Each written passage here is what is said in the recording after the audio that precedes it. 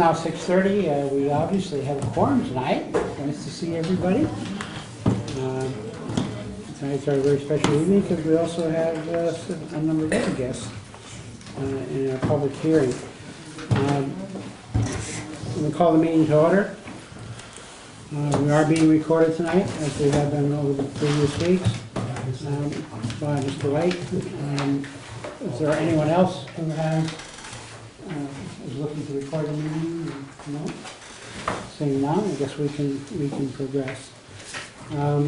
First item on the agenda is the public hearing on the 2011 annual fall town meeting warrant articles.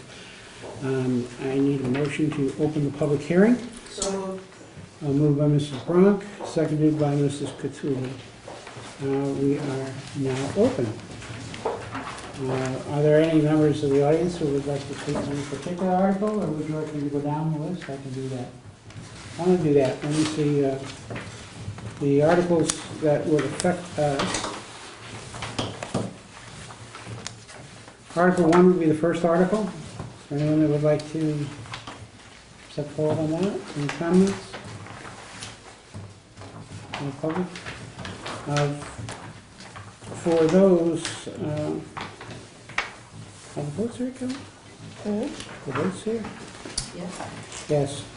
Before I progress on from Article 1, I'd just like to recap for everyone that the FinCom will be moving to divide the question because we felt to leave it all together. We wouldn't want to see one item hold up all of the other items.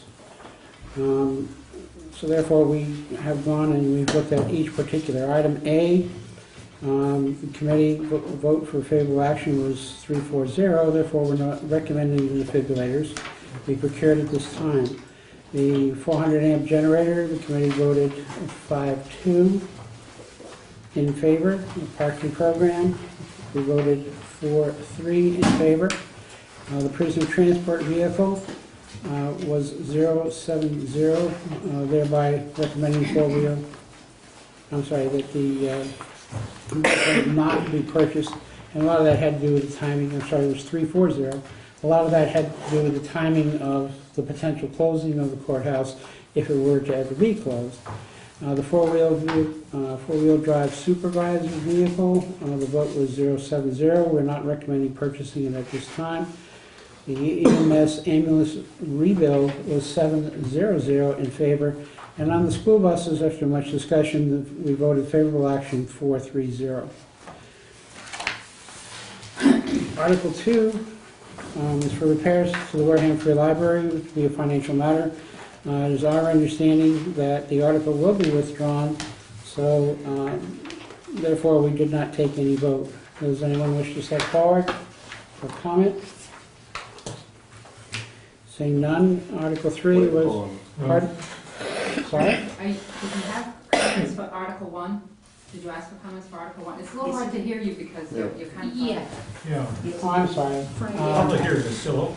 As a matter of fact, well, Are you normally we're reversed the other way. Let me do it this way. Go, Frank, go. Yeah. Frank's got to walk around. Notice the selectmen get cameras on two sides. I get one. I'm sorry. If you do have comments, I'm going to sit to the side here.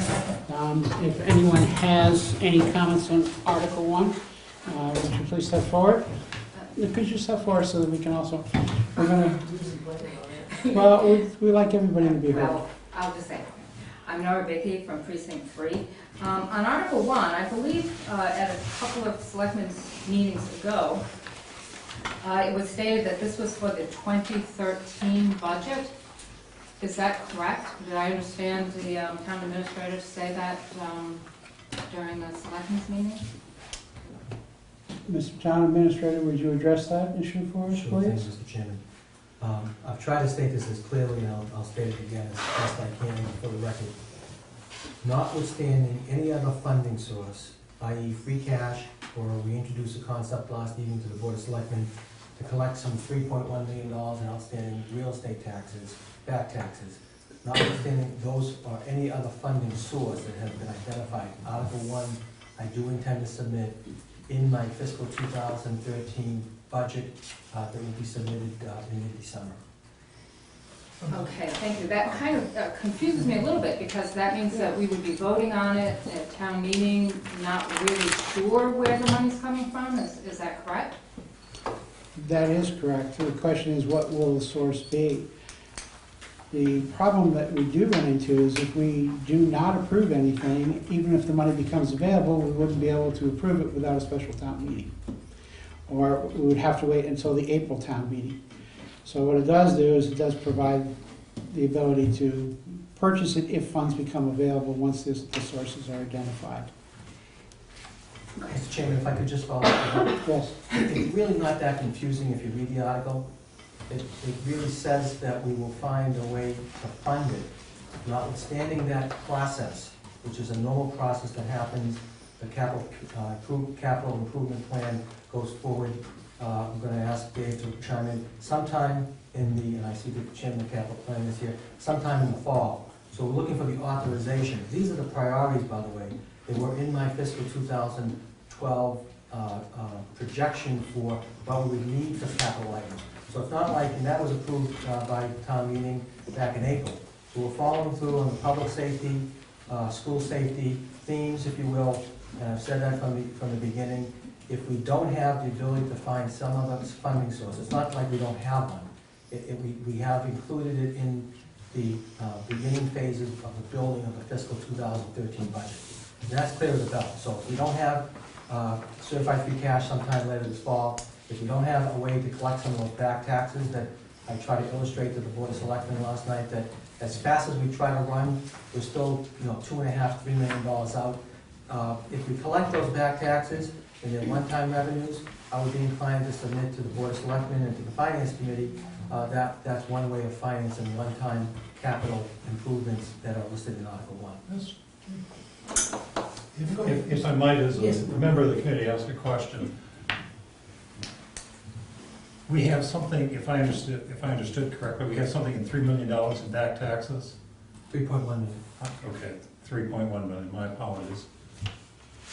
And part of the plan, if I understand you correctly, and you can correct me if I'm wrong, and I'm often wrong, we're expecting to collect the $3.1 million? I'm confused here, because if the $3.1 million is what we're expecting to collect, but we haven't collected in the past, then I really need an explanation as to how we're going to do that between now and, say, next April. Mr. Chairman. Answer the question? Mr. Chairman, and not to get too far afield here, it is a program that has worked across the Commonwealth. It is instituted in general law.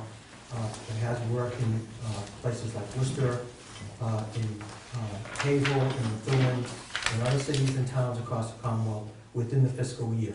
So if we can get it up and moving, and that does produce, we're not sure we can collect it all there, but it's called the bulk sale of tax. May I finish, please? Bulk sale of tax liens, which is something we haven't tried in the past. The town simply hasn't tried that method of collecting some of the back taxes. If I might just pursue this a little bit further, and I do apologize. $3.1 million is the figure. And apparently, as I still hear this, and my question is still the same, do you, in your plan, do you think that you're going to collect between now and April $3.1 million? That's my question, Mr. Chairman, through you to the town administrator. Mr. Chairman, we intend to pursue this. It is a method by which we would finance it if in fact we could get the RFP out and collect the back taxes. We just introduced it. I'm not trying to avoid the question, and I take umbrage with regards to any reference. We're trying to put this into a plan to get an RFP out, to get a firm that could help us go about our business in collecting some of those back taxes, some of which go back to the 1980s. So that is the part of the plan, to get some one-time revenue collected. The second part of it is to see if in fact we can use, perhaps as we enter into the final stages of the fiscal year of certifying the state free cash by the Department of Revenue. If in fact that is the method, then we'll go about that method by which we'll put those dollars forward for Article number 1. There was a presentation made at the Selectmen's meeting last night to also answer your question, that was made by one of the individuals who's in this type of program. One of the things that has to be done immediately would be to go in and to review those receivables to find out which pieces of property are still collectible and which the property value may be higher than the actual amount of money that's owed in taxes, at which point it would fall to the town to have an auction, et cetera. The discussions I heard last night were very preliminary, however, they were quite thorough. And I would strongly recommend, if the public, anyone would like to see a good explanation of what this company does, all right, that they in fact view the videos from last night's meeting. The other thing that we could do is we could possibly ask that before the program was implemented, if the individual could come speak to us. We could ask the Board of Selectmen if that would be allowed, be possible. But there was a presentation made last night, and I don't want to quote anything out of there because I didn't take all the details down. Mr. Paulson? I will make an observation, and only an observation, that, to me, and I know I'm very obstreperous, but to me, it's, I'll use the word absurd, to think that we're gonna collect $3.1 million of back taxes, or whatever, however you want to characterize them, between now and next April. It boggles the imagination that we would sit here and think that this could happen. It's impossible. It's just not possible.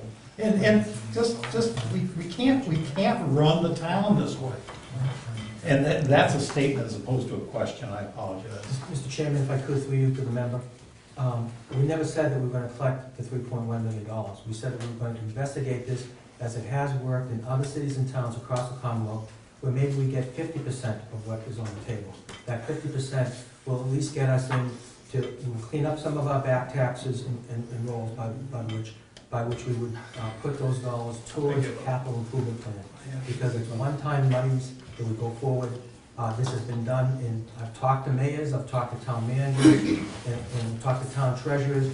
This has been done in multiple phases where you don't, I never said that you collect it all at one time for you, Mr. Chairman.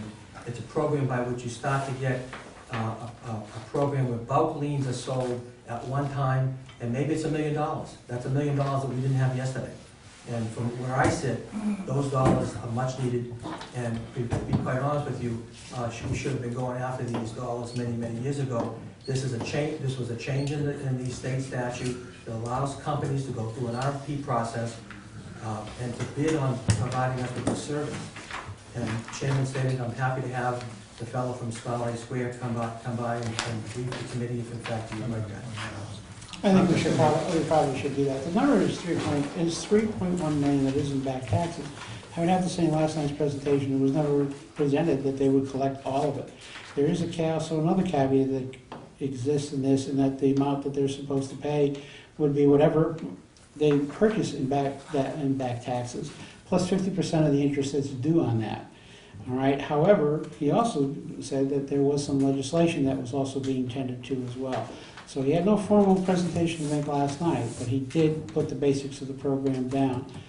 So, Mrs. Bronk, you wanted to say something? I'll let him finish and then I will finish. In a space of 3 minutes, 2 minutes, 4 minutes, we went from perhaps getting $3.1 million to 50%, which would be $1.5 million roughly, and then maybe we got $1 million. Yeah, we have. It's typical of what goes on in this town. We sit here and we get these variations on a theme. It's like again, it's an observation as opposed to a question. But the fact we came in 3.1 million, 50% of it would be $1.5 million. Then the last statement was, well, maybe we got $1 million. What is in the plan? That's my question. What's in the plan? My understanding of the plan is we would attempt to place 3.1. Of that 3.1, it would be reasonable to assume that 50% plus interest could be collected. However, you would not put the whole 3.1 out at one time. You would put out what happens is you bundle it, you put it out for bid, and then you get the best price for it. Am I wrong, Mr. Town You're Administrator? correct, Mr. Chairman, and I would urge the gentleman to do some research as we have on this with other cities and towns. Lowell's just about to do this.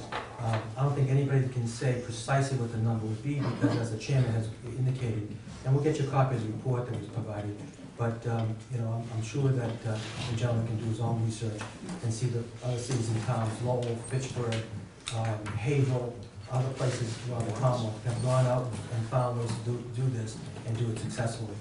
And once again, it's a way by which we can tend to some of our back taxes. And I don't see what's wrong with going after those, because the people, the residents and businesses of this town already pay their taxes for those years. I think it's disingenuous for the gentleman to say that we can't go after this or try something different in terms of trying to clean up some of this. And we'll take an analysis, we'll take an RFP, and that was stated last night before the Board of Selectmen. Mr. Chairman, I take strong exception to the use of the word disingenuous. I did not say that. I did not imply that. What I asked you for was, what is the number you are using in your budget? Don't tell me that I'm being disingenuous. I won't tolerate that. Through the And chair, Mr. Chairman, through the chair, please. Mr. Chairman, directing through you, to call my questions disingenuous is absurd. So noted. Mrs. Brock? I just have a question, and that's related to the back taxes. I believe, from the information I got from Mr. Foster, that we did collect almost $2 million last year. Is that not correct? That is correct. Okay, and it's been an ongoing, but the thing is, he doesn't have the money to keep going after more, You are correct. because it's very costly. You are correct. My question, Chairman. Through the chair, okay, please.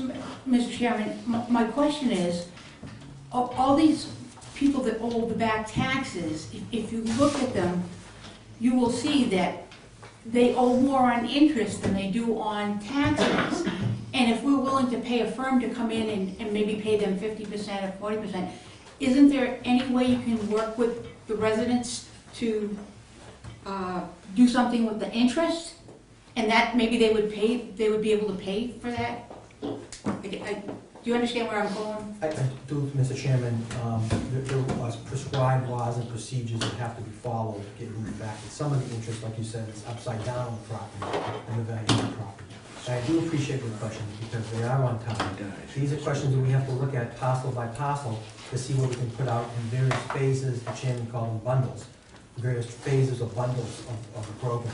So, and it's not about putting, you know, Mrs. McGillicuddy out on the street. In many cases, as soon as we go and put this process in place, the banks and the mortgage companies pay first. And they say, you know what, let us clear up our back taxes because we're first in line. And being first in line is important only if you have a process by which you're gonna collect. And I would say that, you know, I said this last night, Mr. Foster has tried to do diligence at best, because I remember members of this committee being at the auction that we held in the summer of 2010, but that only got us about $250,000. And we still have, as fast as you try to catch up, you still have more of this coming on. The idea is to try to get it bundled in a way that a company can bid and provide us with the services and pay us cash on the dollar to get those back taxes and interest collected. If I may also, this I think would all be covered in the presentation as well. All right, I wish had known that we should have heard that presentation last night, because basically they recognize the fact that there are pieces of property. That yes, there's more interest than there is value to the property, and they discussed how that would be handled. Mr. Chairman, Yes. if I can, I just want to know, can we at all discuss it with the real estate owners? There's no way you can make a deal with them, is it? You're saying there's legislation that doesn't allow that? Okay, thank you very much, Well, Mr. once a Chairman. bundle is sold, I can speak to this because I worked for a company that did this type of thing, where they bought debt. All right, once the debt is purchased, it's up to them. They can go and they can talk within the legal bounds to set up payment plans, et cetera, to get the bills paid for. That's the idea here. It takes the town out of the collections industry. It tries to avoid foreclosure. All right. Right now, basically what we have is a foreclosure process, and that is handled by the town treasurer. That's much different than trying to work, somebody who's purchased the debt is trying to work with somebody to obtain payment. And many times it does provide to the debtor a better option than foreclosure. And I would think that that's one thing that we would want to make sure was happening in this type of situation. Otherwise, go to foreclosure. Thank you, Mr. Chair. I don't want to beat this topic to death. I just wanted to know if you know the statute that's applicable to this process, just so that. Yeah, I don't have the presentation with me tonight, Mr. Chairman. Yes. But I think it's, we'll get the statute for you. Okay. I think it's chapter 62, section 2C, but let me get that. Actually, that would be most helpful for us. If we could have it by our next meeting, it would be extremely helpful to We'll have us. it tomorrow morning, Mr. Chairman. Mr. McDonald? I don't want to say anything about that at all. I mean, I'm with you. We've sent out bad debt to the, that's what you do. You sell bad debt and then you get a percentage of it back. So I don't want to beat that to death. What I got a problem with is up until I think it was last week, I was under the impression that these were all going to be 2012 capital items. So when you read Article 1, it makes sense. But when you throw in the concept of it being a 2013 article, you got a problem, because you have 6 months of payments in here on these items in here, on 3 of the items. If you were to say that they're 2013, would that not greatly change the number and therefore cause a problem with this article? I believe that we covered that in one of our earlier meetings, where you can't greatly change the numbers that are already in there. And because these are, if you're looking at 2013, 6 months of payment's not going to cover that, number one. So now you're looking at least twice that amount, and I'm not sure that that falls in the category, as we talked earlier about, is what we should have done is put in the full amount of the thing, and then later on decide on how we were going to go about doing it, whether we were going to lease it, purchase it, or whatever. But because it will greatly change the amounts, will that not cause a problem with this article? Answer the question, Mr. Mr. Chairman, the article is simply an authorization, and the article is, it gives us a threshold to work with. The article will provide us with that threshold going, once again, through the fall, to look at certified free cash, to look at the program we just talked about, and to also, in fact, if we need to, go into the fiscal 2013 budget process, if in fact the other sources do not come about. It's an authorization. And I tried to say that from the beginning, that we're looking for authorization, so that when we go to put this program into place, that we have an upper level of authorization to work with. If there's some additional item that needs to be, or some clarification through you, Mr. Chairman, to Larry, we'll bring that in at the spring town meeting.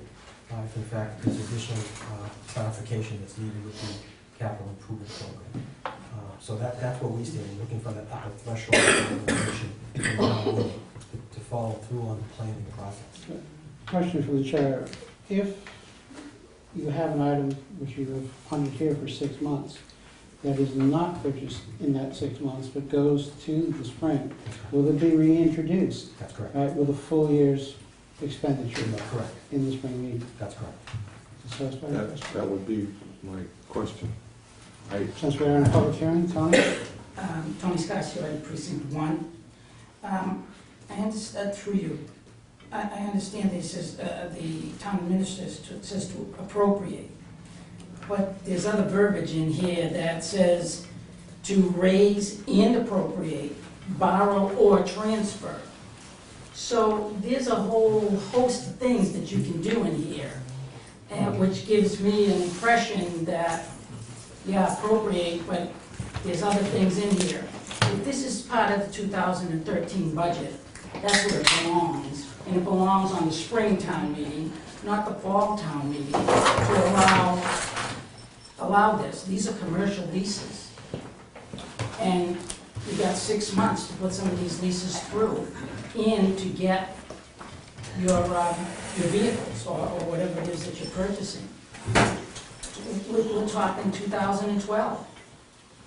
Why is this not looked at and taken off and put on to 2013 in the spring? It's the same, it's only 6 months away. Why are we not doing that? Wish to respond? Mr. Chairman, it's simply put, it's an authorization going forward. And I have said this, if we do have the funding sources through certified free cash from the Mass Department of Revenue, we will use that as a means. If we have any other means going through in terms of collection, we will use that as a means.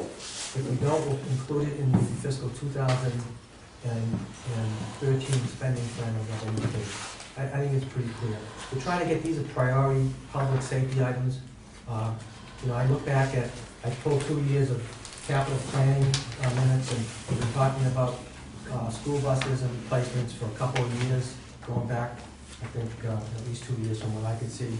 We've talked about commitment to public safety and getting a routine program in place for replacement of some of the equipment and vehicles, and I understand the committee's perspective, but it is an authorization to go forward. It gives us the flexibility to use whatever means that we have available to us. I will come back to this committee, as I will come back to the Board of Selectmen, and present it and say, here's where things stand, and here's how we can move forward.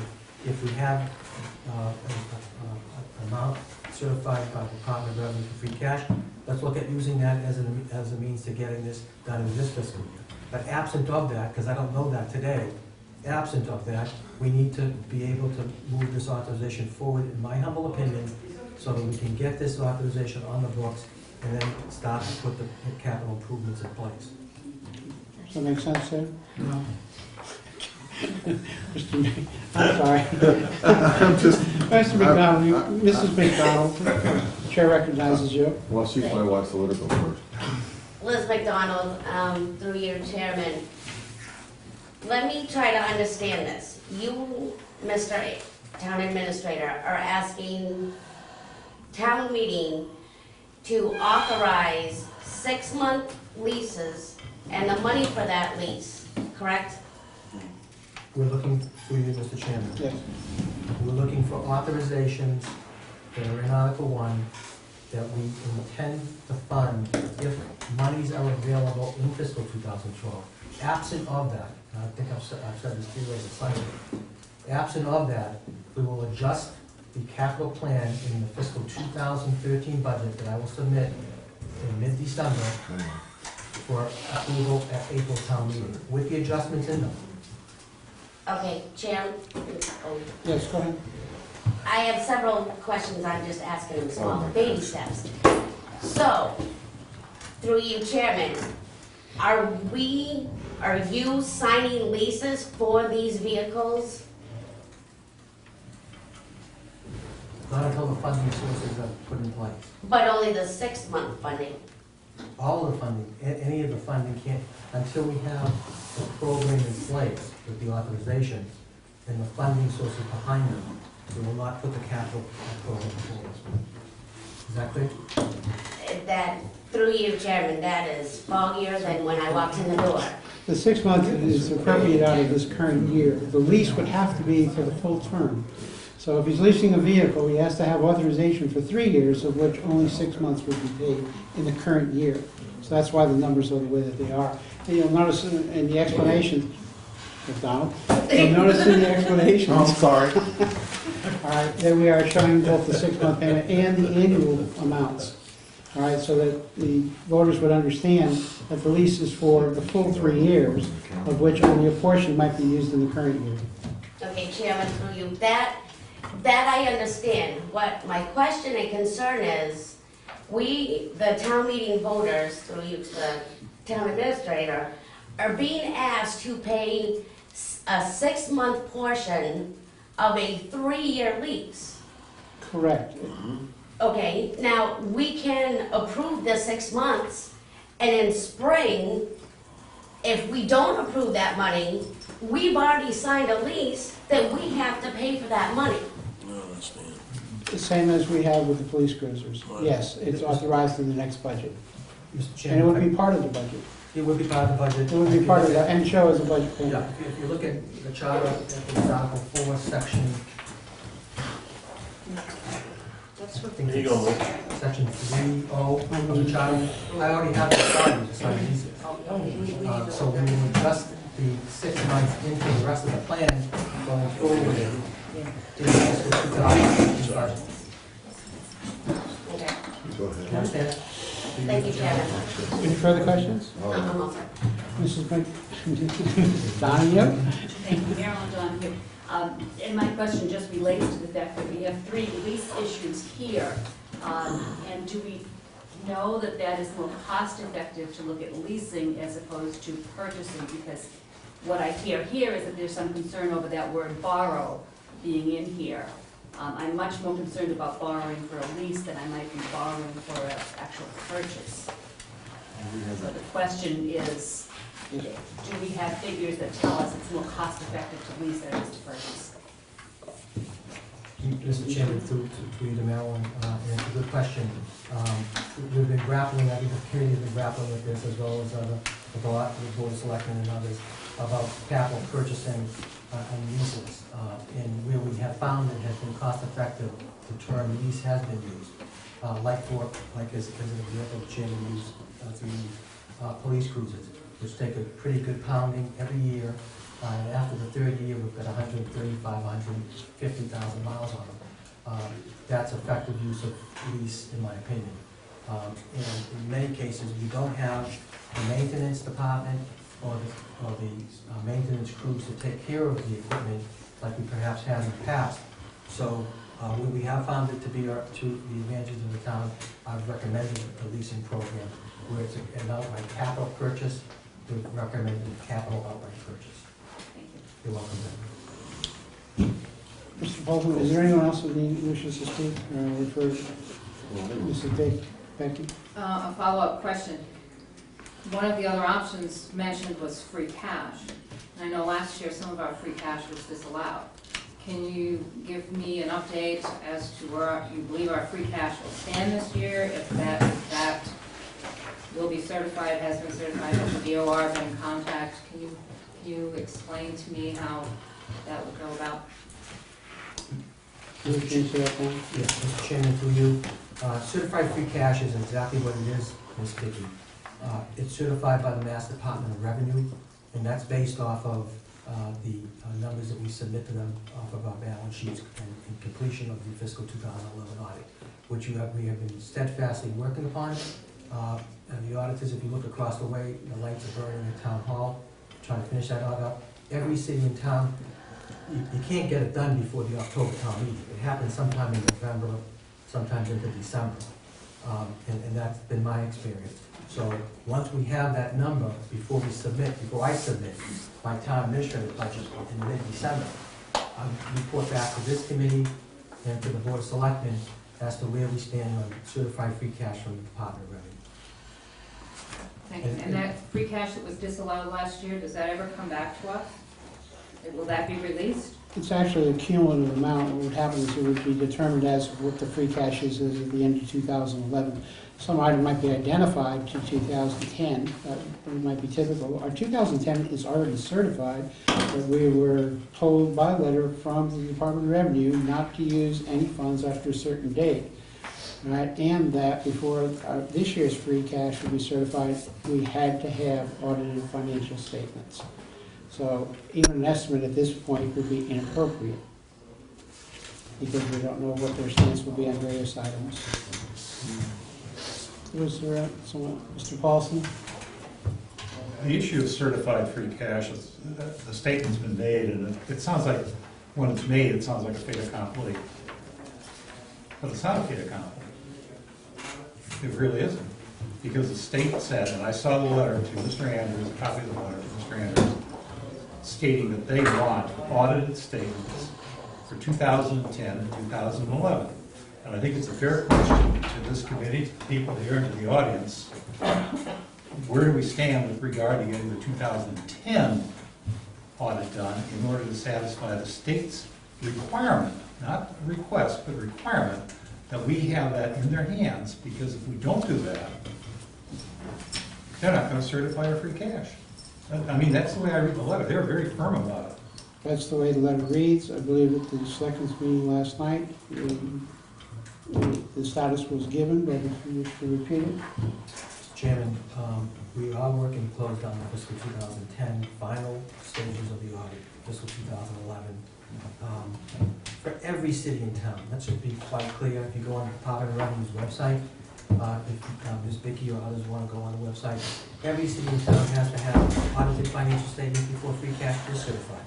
That's my understanding of the law. In this particular situation, we are working to once again finalize and complete the audit process, get the management letters in place, and get that process closed down. And as soon as that is done, that information will be transmitted to the Board of Selectmen and the Finance Committee and the Department of Revenue. And we have been in touch with the Department of Revenue. We try to make this absolutely clear to the gentleman's point. We have been in touch with the Department of Revenue, and they have been monitoring and working with us very closely, with Mr. Sullivan and myself, to close down the process. And their field rep, Mr. Curtis, has been working with us and has been out to Town Hall on a couple occasions and is filled in as to where things stand literally on a day-to-day to week-to-week basis. So I feel very comfortable that we're going to be able to bring those processes to closure and to get the information to the Department of Revenue and to get us the free cash certified sometime in November or early December. The Chair has a question. Once we have the 2010 audit, will the Department of Revenue recertify the 2010 free cash, or is that issue closed? Yes, they will do that. You are correct, sir. You will have a new number. That's correct. Okay. That amount will then be carried forward to 2011. You are correct. And again, they would use that number in addition to our financial results to come to a new number, all right, which would be the certified free cash available for spending. That's correct. The 2010 number, is that available for spending? Or must it be carried forward to the 2011 budget? I believe it would be available for spending because the 10 and the 11 are pretty much closed at the same time. Pretty much at the same time, in my opinion. Wouldn't the closing balance be the opening balance? That's correct. So the final number that we would have to spend would be the final 2011 number. You are correct, Mr. Chairman. But we could identify the pieces. That's correct. So we would have accountability for 2011 as well as 2010. You are correct. Mr. McDonald, You wanna- would you like to present on Mrs. Patulli? I just want to make a statement, Mr. Chairman, to the members of the audience that have concerns over some of these items. Regardless of the funding source, these are capital items that have been neglected. We need to find the funding source for some of these items. Although the committee doesn't agree on as a whole that all are a priority, they can't be neglected any longer. So we need to find the money one way or the other. And to project that forward into the 2013 budget is what the town administrator is looking for, authorization to go ahead and plan ahead for these things so that he can insert them into his 2013 budget, or in the case of the 6-month leases, use that free cash when it comes available to get these items moving forward. Mr. McDonald? Wow, that just opened up another question. First off, this article doesn't say anything about 2013, it's talking about 2012. And whether or not we can find the money, I had a little lady ask me the other day, and I'm gonna try this. First off, you said the numbers... Through the chair. Through the chair, sorry. The numbers for 2010 and 2011 should be available when? That's the question first. So do we have, unless there's time from Powers and Sullivan? Literally look across the hall, right out the window behind the judge. Look across, they're burning the midnight oil. We're trying to wrap this up. I can't give you an exact date and time, but when they are available, as you know, they are to report directly to the Board of Selectmen, and as we have as custom, a joint meeting with the Finance Committee to get that information out as we have in the past. Okay. When it is made available, through you, Mr. Chairman, when it is made available, Larry, it will come through that process. And if you saw my letter that I sent, you should have a copy in your packet. I have a copy. Okay. I have made it abundantly clear that I'm looking to move this before town meeting, so that we have information before the actual opening of town meeting. If that is not the case, then I'll ask for some certification or letter from the auditors to tell us why, to tell us what, when, if, and how they will finish up that process. I thought I heard November, December just a Yes. minute ago. That's what I thought I heard, which leads me to the Schedule A part, which is due October 31st, and that's 2011. That's due to the Department of Revenue, correct? On 31st of October, correct? Yes, it will be submitted to the Department of Revenue. Well, if we can submit that on October 31st, then we have 2011 numbers to look at, correct? But they may not be certified as the auditors. Well, they're Well, it numbers. could be for state purposes, but the management letter, et cetera, might not be See, prepared. here's the At this problem. point, it would have to go, at this point, our questions would have to be directed to the Board of Selectmen, and this is not the forum for doing that. Okay, well, here's the problem. What we're asking here is, we're getting kind of to the point where someone's saying, I want to spend this much money, give me a blank check. I don't know what I got to spend, and I know that we have capital needs, and there are emergencies in some cases, and there's other things that need to be done, but we also have to be able to fund operations as well. And I don't know that I'm willing to do a blank check, because I don't know where we are, and I'm not, it's not personal, it's not anything more than we're looking at giving up our tax dollars, and I want to know how much we've got. If we came up short in 2011, that carries over to 2012. We've got to address the major issue, which is, where are we financially as a town? We have to be fiscally responsible, and if we're not, we're going to have workers out of work, we're going to have all kinds of crumbling infrastructure, worse than we have now. That's all. If I may, from the chair, and basically what we're looking here is an authorization to spend if funds are available. I haven't heard a blank check because there's dollar amounts here that have been requested. There is a question as to whether or not we have the capability to pay in the That's current correct. year. All right, which we've been assured that they will not, this is what I'm hearing, that we will not buy these goods unless the funds are available, and that the Finance Committee and the Board of Selectmen would be consulted before those purchases were made. I don't know how much further they can go. Is that in All right, the, is that in the article? I'm also looking at even our recommendations, and I'm saying there's nothing here in our recommendations that would change based on what's requested here. Pardon? I'm asking, is that in the article, that they'll come before us and get our approval before they do it? Is that in the article? I would agree that's not in the article, but there is a question of, you have to raise the money first. It has to be there. You cannot, there is a law that says you cannot spend in deficit. That is, all right, the general court. There is a chapter section that says that they cannot spend over the appropriated amounts. That's simple. So there is a stopgap here. It's not like it's a free-wheeling deal. There is mass state law to be addressed as well. Mr. Paulson? Just continuing on the theme, I also heard November. November is after, obviously, October, our town meeting.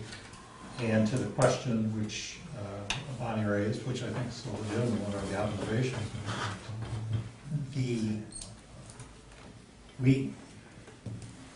it seems to me that we should wait until we have a better idea as to what our funding will be. Whether you do it in October, or you wait till April to do the planning, what difference does it make? I don't see why putting it off for 6 months, for the most part, is deleterious to our planning for the town, either on the operating side or the capital side. Either we have the money or we don't have the money. If we don't have the money, we're going to have to wait till April to see what we're going to do. If we have the money, then we can deal with it in April. But again, I come back to the statement that was made by the town administrator, Mr. Chairman, that Mr. McDonald picked up on, and I wrote it down here, sometime in November or early December. That's what he said. He said sometime in November or early December. Maybe you bring the midnight oil over there, I think that's wonderful. Mr. Chairman? But he said, if I might please, sometime in November or early December. That's after town meeting. Mr. Chairman? Thank you, Mr. Chairman. And maybe I perhaps misspoke, and I apologize to the committee. I stated that usually the certified free cash is received back from the Department of Revenue in November or December. And unfortunately, the way I understand the capital planning process, because I've been doing the work, is that we're looking to get on this fall agenda, capital items that stayed with the public safety theme, school safety theme, that we've been talking about ad nauseum. And I want to pursue, if I can, the authorizations, and nowhere in the article does it say reference to fiscal 2012. We are looking for flexibility, because we don't have certified free cash, we won't have it before the meeting. I'm looking for the authorizations. In the article, I don't know that there's anything with reference to fiscal 2012, except to say that if we do have the dollars, we did put the schedules together to get the programs up and running on a 6-month basis, and sometime end of December, January to the end of June. If that is not the case, then once again, we'll clarify this at Springtown meeting, in the town administrator's budget. But once again, my point was that certified free cash would be coming, in my opinion, coming back to the town sometime in November, December. I didn't reference the audits for November and December.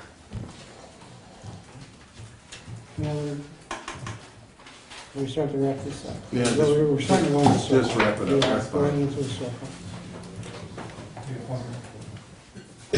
Okay, oh, I'm sorry, Mr. Trudell. I'd really like to beat this horse a little bit more, but we need some understanding. We're talking 2012 here, and if we don't have approval of free cash, this is through you to the town administrator, if I may. Okay. If we don't have a certification of free cash, he really won't be able to proceed with procurement of those items. If we do authorize them, and we do have the free cash, nothing's really going to change, because then by default, since they would be leases or requiring commitments in out years, they would automatically fall into his 2013 budget as a matter of course. So, to me, we're only talking 2012. It either gets approved or it doesn't. If it gets approved, we either have the free cash to buy it, or we don't. If we don't, then he has to go back forth at it in Springtown meeting. Am I correct in my assumption of what's going on? Correct, you are correct, Mr. Chairman. So we spent half an hour flogging a horse. Thank you, David. Well, you know, This is what we're, I'll wrap it. go ahead. First off, oh, I'm sorry, can I wrap it up? First off, there's a word in here called borrow. And when we originally were approached on the committee, they were talking about, we had debt limit, so we could borrow the money to fund this. So that's not free cash, that's borrowing money. There's a big difference here. It's raise, appropriate, and borrow. So if we were just talking about free cash, I see your point. But we're also talking about borrow. And we do know that there is debt limit. We don't know if we can pay it back, but we know we have debt limit. All right? But there is debt limit. So we may have flogged a dead horse, but we're not talking about free cash. We're talking about raise, appropriate, borrow, or transfer. And there's a lot of different options in there. And that's all I'm going to say about it. Are there any further public comments about that? Seeing none, we can move on to Article 2. And we'll take one step back. Again, as I said, having reviewed the recommendations of the committee, whether these are 2012 items or to be purchased before the 2012, or procured before the 2012 budget, all right, I do not see anything that changes the committee's recommendations. Article 2 is for repairs to the Wareham Library, as I stated, that will be withdrawn, so there's no requirement for us to discuss it. Article 3 is the distribution of the local options tax, which we voted 3, 3, and 1. It was a matter of, do we assign the meals tax specifically to capital items and then subdivide it into 50% for the school and 50% for the town. Does anyone have any comments on that item? We voted 3-3-1. Mrs. Brown? I just wanted to comment that if we don't designate the 50-50, it can be spent, the meals tax money will be spent whichever way the administration or the selectmen want to see it. And I believe that when we when we did go for town meeting, and we did, but particularly when I went out there and said that this was gonna be for capital needs, that was the impression that I got. And I think this article just really makes it transparent that yes, we're gonna use that money for that. We're not gonna use it for salaries, we're not gonna use it for anything else. Because with over $90 million worth of capital items that is needed in this town, we need desperately to make sure that we're designating money for that. Thank you, Mr. Chairman. That's all I have to say on it. Mrs. Donahue? Thank you. So there seems to be two parts of this, because that money wasn't clearly designated for capital in the first place. And then there's further asks us to split it 50-50, so we could decide to not go with the 50-50, but still keep it as capital. Two parts to this. And that would require an amendment on An the amendment, floor. but that's okay. So you're asking us, it's not currently designated, I guess that's what I'm saying. That money's not currently designated for capital. It just comes into the town and goes anywhere into the operating budget. Correct. Yes. Mr. Slavin? Just a procedural question. If, since we're pulling numbers out of the hat, if Article 1 comes up before Article 3, I would think Article 3 probably should get voted on first and then Article 1, because it affects Article 1. Might be something to consider.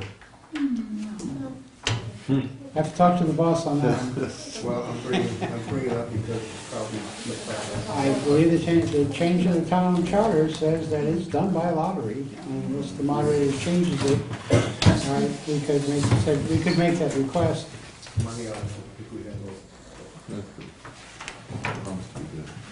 Mr. McDonald? I think one of the, just for Marilyn's question, I don't think that the debate for us was over the money going into the capital. Our problem was where it went. Some of us felt strongly that it shouldn't be divided 50-50 because in some years you're going to have needs that the town have, and other years it may be the school. So that was the big discussion with us. It's not that it's being sent to capital, which I think it belongs to, it's just whether or not we wanted to do the 50-50 split, and would it hinder the school in one year and that was our big issue. Do we have a number, an estimated number that goes along with this, a dollar figure? Because I don't believe that this amount is going to come close to starting to fund capital needs, so this is just a drop in the bucket for The capital. only estimate we've ever had is what the Department of Revenue gave us. Basically, some month totals, and it was presented at town meeting at being 386,000. And the first month's receipts were within 98% of the monthly forecast. It's a start. Please. Mr. To Paulson? that observation and a question that arises from it, what's the latest figure that we do in fact have, not an estimate, but that we do have from the state in terms of the money? I believe the last time I heard it, we talked about it, that we were going to have something by October the 1st. February 1st, no, we have the September number. I sent it to the committee. It's on the email website. I believe everybody should have a copy of it. For the public? Do we have a copy? Yes, it's public. No. For the public here. It was announced to the public last night. Also I'm searching, Mr. Chairman. My emails are done. at the selectmen's meeting. Do we have copies of that, or? Through you, just for a general clarification, on September 29th, you did send a report on room occupancy and local meals option revenue to both the Board of Selectmen and the Finance Committee, your office here. So, Yes, we wrote an email and I distributed it to the committee. And how much was it? That's, Mr. Chairman. it came in at $42,991.78 for the month of August. that was compared to DOR estimate of? The DOR estimate was $44,143.15, making it $1,151.37, less than the DOR estimate, or at 97.39% of the estimate. Good, thank you. Friedel? Mr. Chairman, I have the 3 sheets that you distributed to us by email. With your permission, I would start those 3 sheets up so they can go along, the members could examine what they should have received in the mail. With your permission? Yes, please. We have copies. Oh, he has copies. We have copies. Great, thank you. Very good, thank you. You don't have to give us one like that. Yeah. We actually read on email.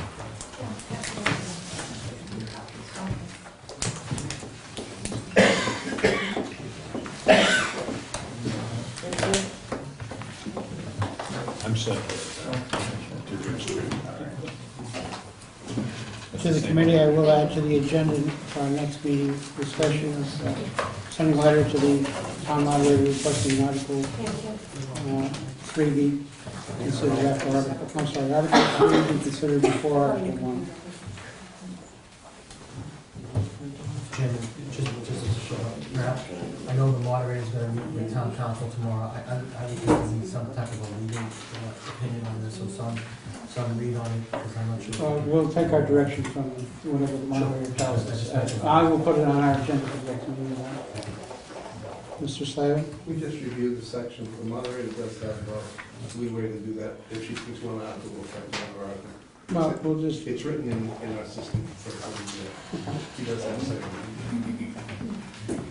Ms. Donahue? And just as a final comment to that, it occurs to me, thinking about it, I think we were allowed to use the estimate in the fiscal 12 budget.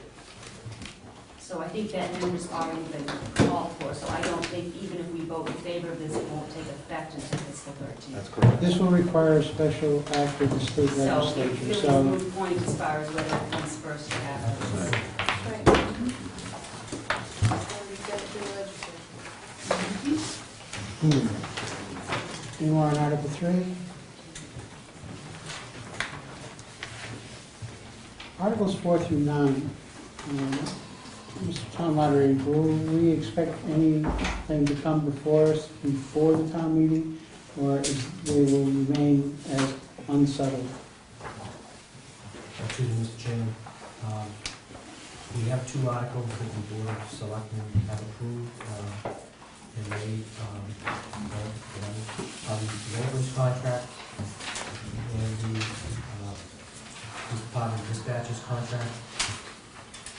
And which articles are those? Article 4 is the Wareham Dispatchers Union. Mm-hmm. Estimated $19,712 in the number we received. 19,000, I'm sorry. 712. And the other article is? That would be article number 6, Wareham Uniform Maintenance Department and Town Custodians. 40,237.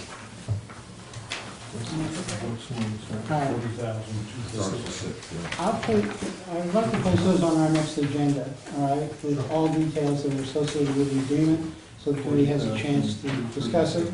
At that time, we'll move for reconsideration, all right, of what was done previously, which we had no vote because, actually, it's not reconsideration, we took no votes. We'll take votes on those. Will there be any other, do you anticipate any others? So we can finish our business on these articles. Mr. Chairman, we're always trying to solve these very difficult collective bargaining agreements. I'll keep you posted on that. Okay, any public comment on the articles 4 through 9? I'm sorry, we don't have the details. Mr. McDonald? Did we put aside money at Springtown meeting for these, There was a previous article to cover all balances, that cover all balances? all So this- unnegotiated balances. So these will Yes. come against that balance?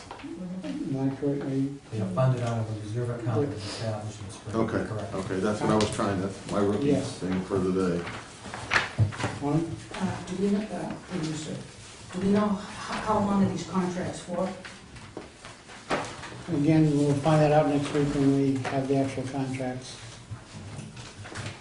Well, I thought if they've already finished these two, they should Well, know. we're not going to finish it. What's happening is I will put these two on the agenda for the next meeting so we can see the entire, we have a dollar amount, but usually there's other pieces to it. The ones we saw previously, there's healthcare was modified, et cetera, which affects the town, et cetera.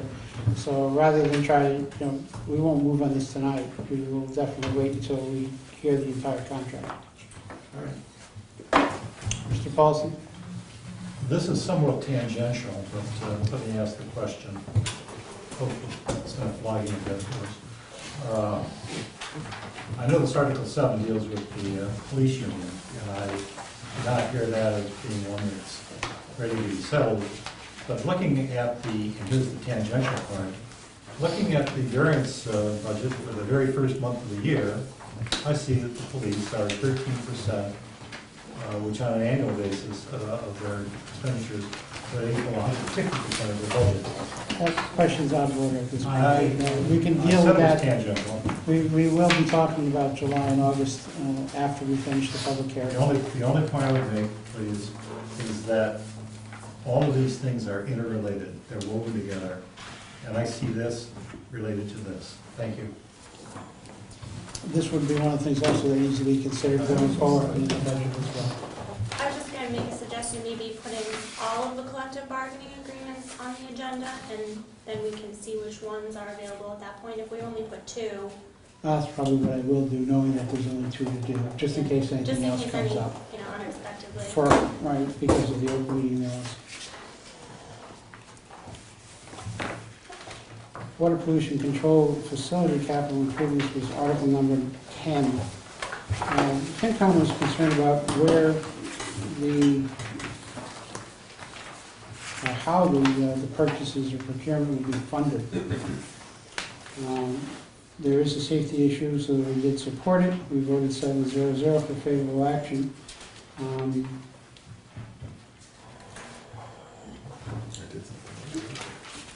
I believe it was also our intention to recommend an amendment that the funds be drawn from the water pollution control retained earnings. Restricted. Yes. Chairman, Any comments, Mr. Andrews? that's exactly where they're gonna come from. Okay, it's not stated in the article. I would hope that the motion would be modified, or if not, then the FinCom would recommend an amendment. We'll give you a copy. We have right of first amendment. We have Okay. motions. We have the motions. We'll address that again at the next meeting. Yes. Are there any comments on the funding through the water pollution control retained earnings?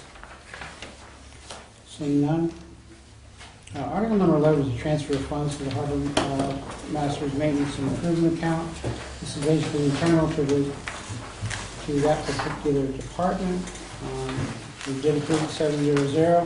The committee was satisfied with the explanation of the Harbor Master and also the town administrator. Does anyone have any comments? None? Articles 12 is community preservation. And it's basically establishing their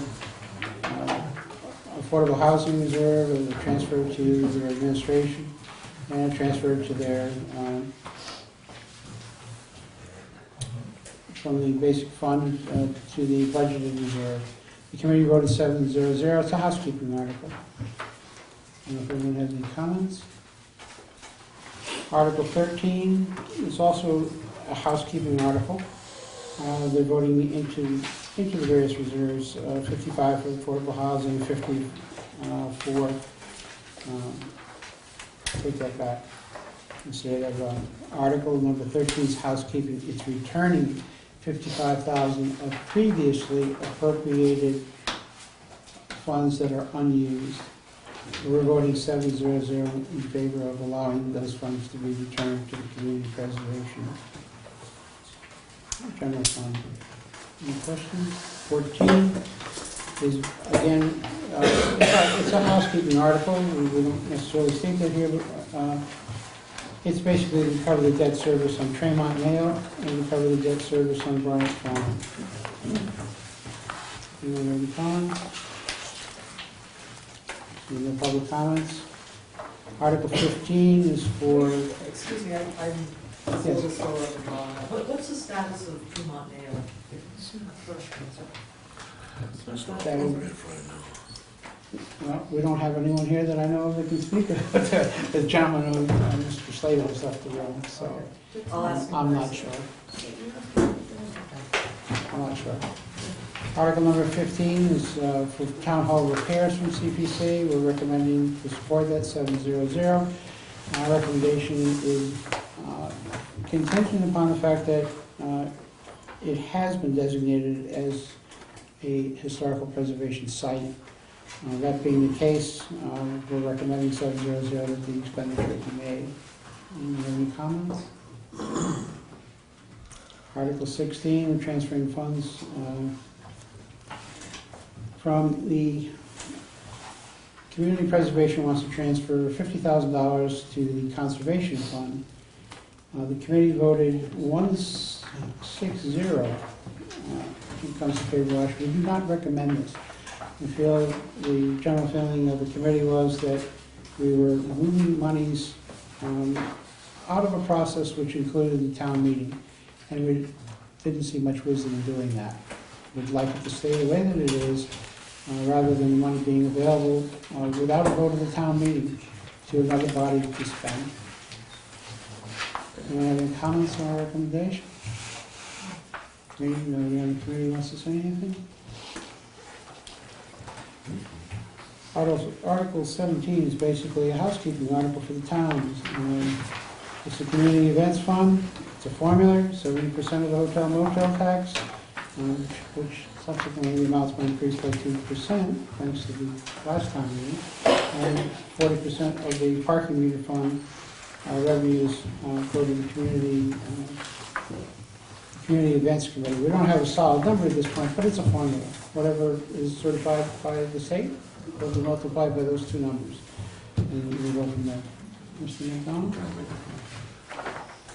This is the one that brings us back to the Article 1 on the parking meters, where some of us had the problem, because if we're going to, the money's going to go, if we're going to increase the amount of revenue generated by using this new parking meter system, we're effectively giving 40% of that money to the community events. Not that they don't deserve it, but when you start putting $75,000 out as opposed to another figure, it can come out to a big sum of money.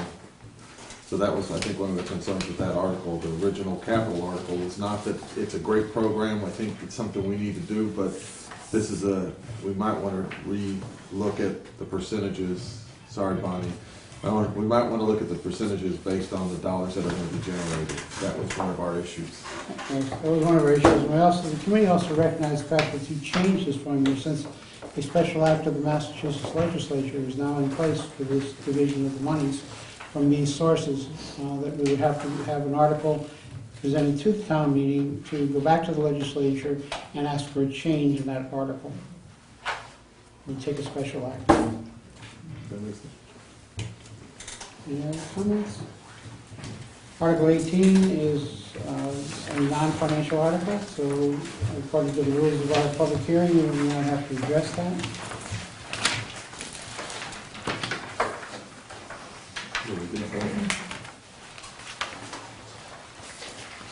Article 19.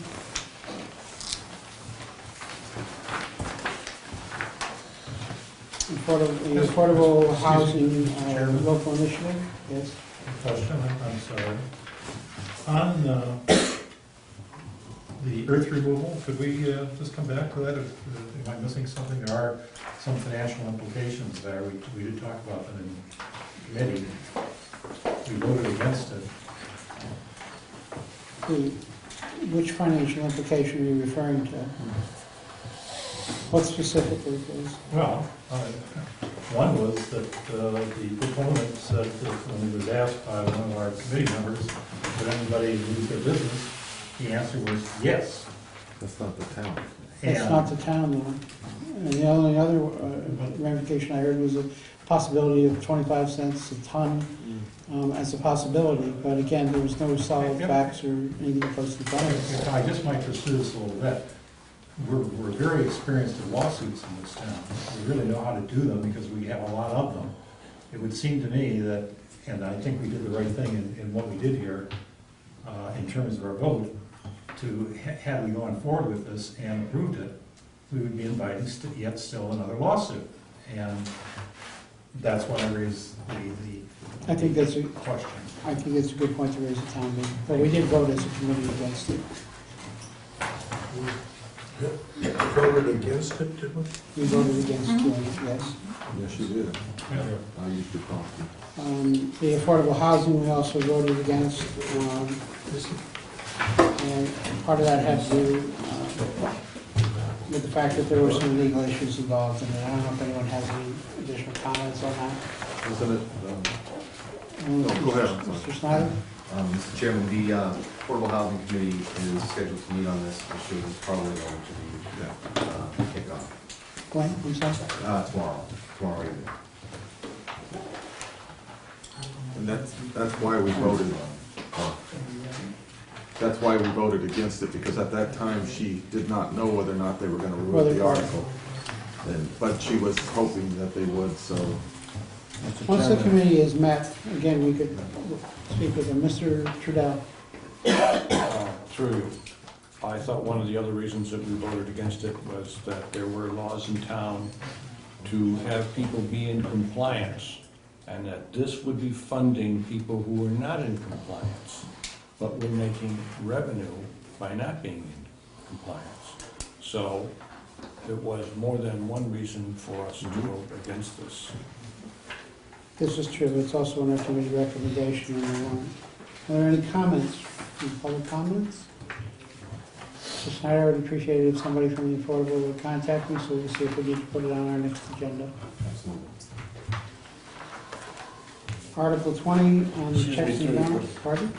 Excuse me, Rick, can we just put it on our agenda anyways? Yes, I'm going to put it on. Okay, well, you said depending on the outcome, I think we should put it on. No, well, no, so I know what the, so we know what the outcome is. Thank you, okay. But it will be on the agenda. Thank you. All right, Article 20 was a citizen's petition article. We did vote 431. I'm sorry, 430. I'm having trouble reading tonight. It is not a financial article, although it can have financial ramifications. So therefore, based on the bylaws, we're not bringing it up. Article 21, Bay Point Country Club. Looking for the town to acquire by eminent domain or otherwise the Bay Point Country Club for $1.4 million. We voted against it for, I think, a very obvious reason. We don't have $1.4 million. Can I, Mr. Chair? Mrs. Cattouli. Only because I just wonder if this won't come up at town meeting. I'm sure somebody might be interested in this article. But does anybody know the status of Bay Point Country Club, exactly who owns it at this point? Because, yes, I was told that it was repossessed by the bank, so how can we be asked to buy something from somebody who doesn't even own it anymore? Well, it can't be done. Well, the past two selected meetings, there's been a representative of the current Digital. holder, if you will. They have a potential buyer, but because this article is on the warrant, the board put them on hold, if you will, until after this is decided. The smart move on this would be to just, I think if Canazzi knows, and I'm sure he knows, he'll just withdraw it or cancel it probably. But because it is on the warrant, it has to stay there, and it has to be acted upon some way at the town meeting. But the people who own the property right now do have a potential buyer for more money than what is mentioned there, so it may be all right. Would you mind stating the name and Dave Walton, District 3. District 3. Thank you, Mr. Walton. Thank you. So I believe the price that's been offered to the bank is 1.7 million. All right, however, the town does have right, even then, a right of first refusal. The question is what would the price be to the town? So the 1.4 is not necessarily the correct number, but in these instances, usually it's what exists, that's known when the article is written. It could be amended, I believe. No, it cannot, dollar amount not be. It would be outside the scope of the article, unless it was agreed reasonable amount within $10,000, but if someone tried to amend it to 1.7 mil, that would be outside. So if this passed, the best we could do is we offer the bank 1.4 million. Thank you. Thank you, Mrs. Ruth. Which we don't have. Which we don't have. Thank you. Plus, he Well, we never, could save 300,000. Mr. he never appeared before us anyway to tell us about it, so that was. Yes, that's correct. So you made me argue the pros. Yes. Article 22 was a town meeting information distribution, it's a citizens petition article. Again, it's not an article that we're passing recommendations on, and we did vote 3-5-0 against favorable action. Any comments on that?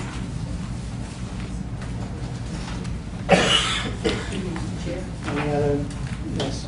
Just a quick question. I thought Article 22 was withdrawn. Was what? Withdrawn. I thought the opponent withdrew it. I'm not familiar with that. Is this article new? 22. 22. It's the last article. Not that I'm aware of. No, I heard something about it. Okay, I just thought that that's what I heard. Before I close the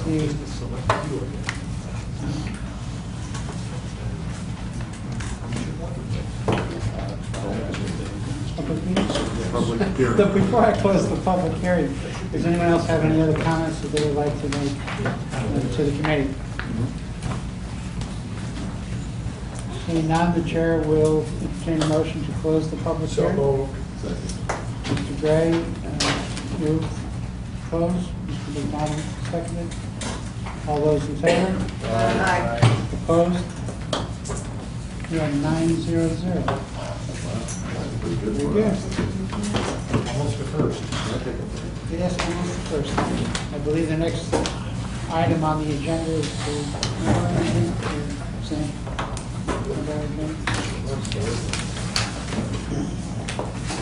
Next item on the agenda is the approval of the meeting minutes from September 28th. So moved, do I have a second? Second. Do I have any corrections? Seeing no additions or corrections. All those in favor, signify by saying aye. Aye. Opposed? Abstentions? Stay. One, should have 2 abstentions. Were you here last meeting? No. No. All right, so then we would be 602. Listen here. I'll be trying to go. Okay. 602. All right. Next item would be town administrator's report. Now you can have the hot seat.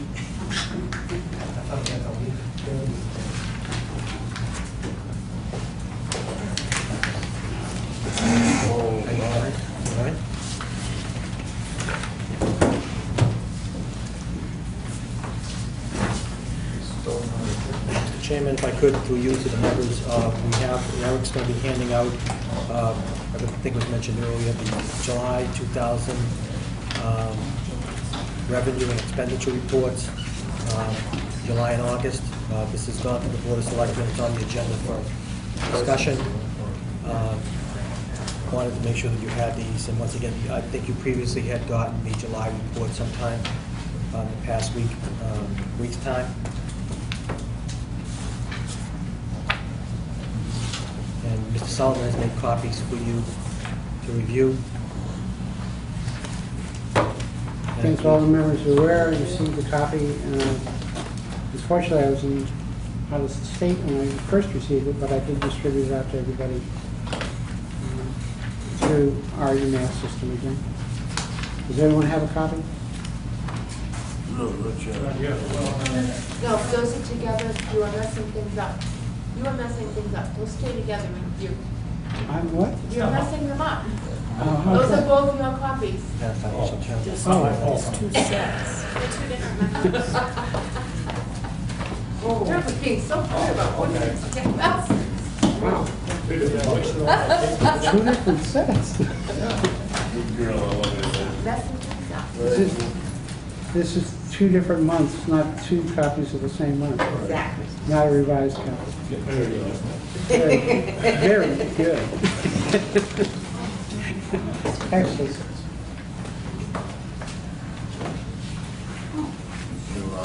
Yes. Very good.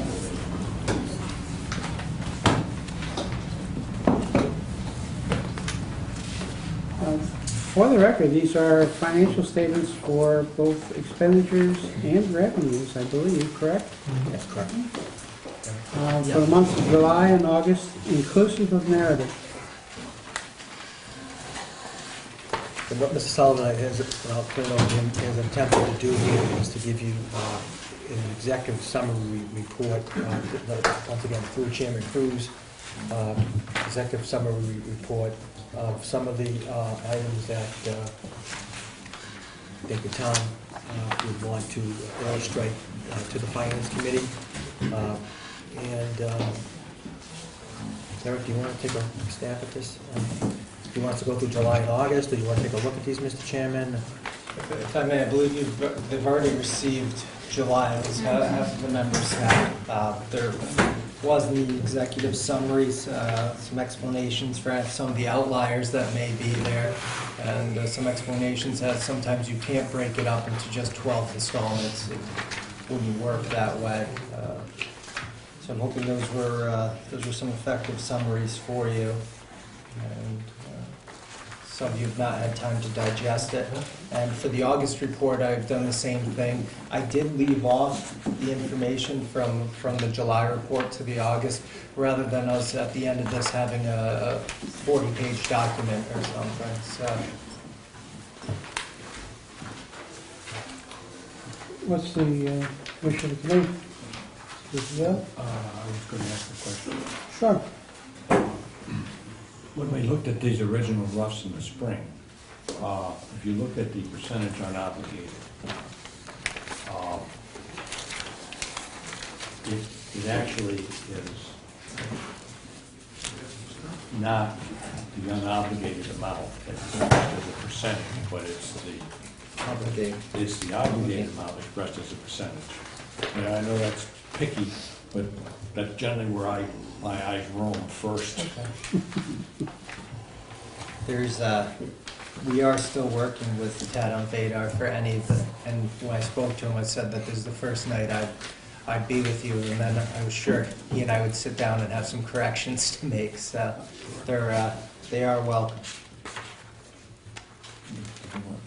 That is the key. That is the key on the expenditures, is that percent spent versus percent obligated.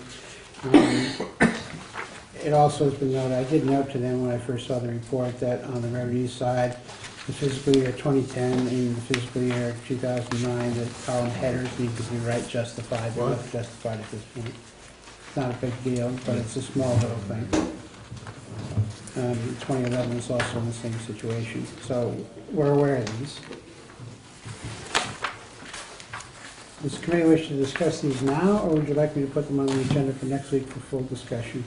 I move to put them on the agenda for next week, so we have time to look at them. Okay, do I have a second? Second. All in favor? Aye. Opposed? Abstentions? 900. Thank you very much. It's nice to- I guess I can't say 15 or 16 months, huh? You may want to... That's enough. Well, I guess the committee can issue a press release if it likes, Mr. Chairman. Okay, we'll do that. I'll give that some consideration. Just a little bit of humor. Next item on the, I had on your town administrators was the Department of Revenue deadlines for the required reports. What deadlines are we facing? When are they? And, I have the impression that these are like drop dead dates. Well, once again, we did have our field representative in. The Department of Revenue has been up to speed with us. We had a retirement, as I indicated at an earlier meeting. Barbara Dakin retired, and Mr. Curtis has taken over.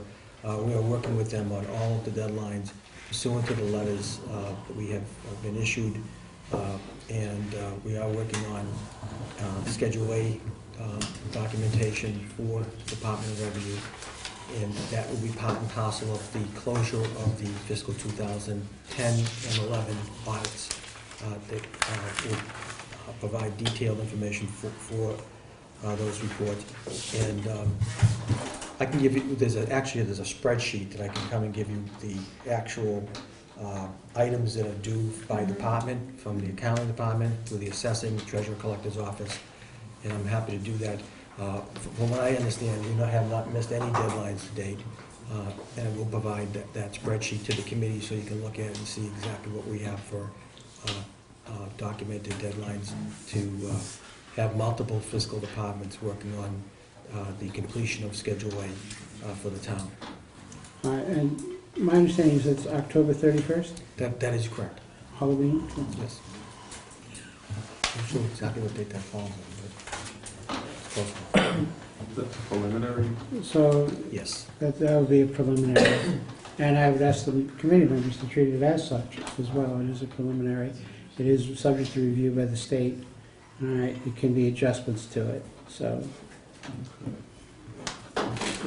just address it accordingly. Calculation of free cash, when will those numbers be submitted? As I indicated, sometime in November, early December, that's the normal process. Is that when we receive it or when we submit it? When we will be submitting it before that. That is the byproduct of the completion of the fiscal 2011 report, backed up, as you have indicated, from the final outcome of 2010. The system that they work with is that you do submit it. It has to go to multiple departments at the Department of Revenue, and so that will be an ongoing process. And usually sometime in the vicinity of the second week in December, we're getting information back on setting the tax rate for the town, and that fiscal documentation is once again worked through the town accounting office, town assessor's office, and town treasurer collector's office. All right, now my understanding is as we submit the information, then they come back and provide us with the schedule of adjustments, et cetera, to come with the final number.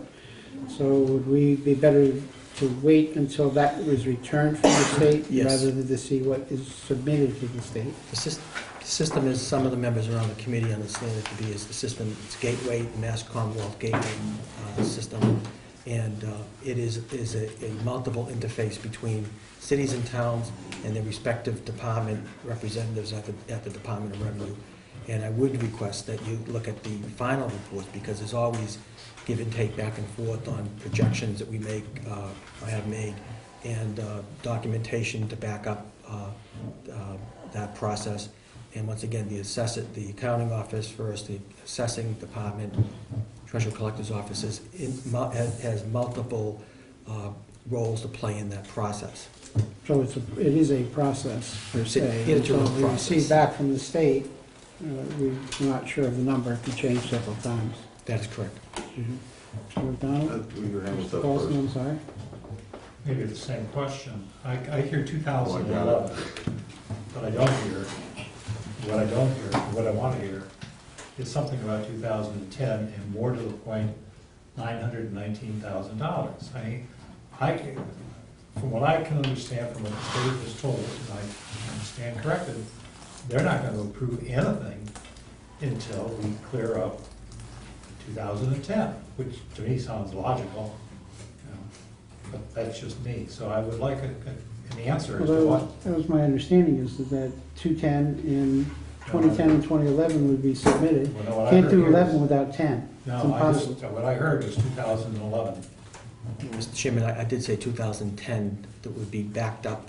That's the first report that's completed fiscal Right, you have to have the 2011. closing balance before you can do the opening balance.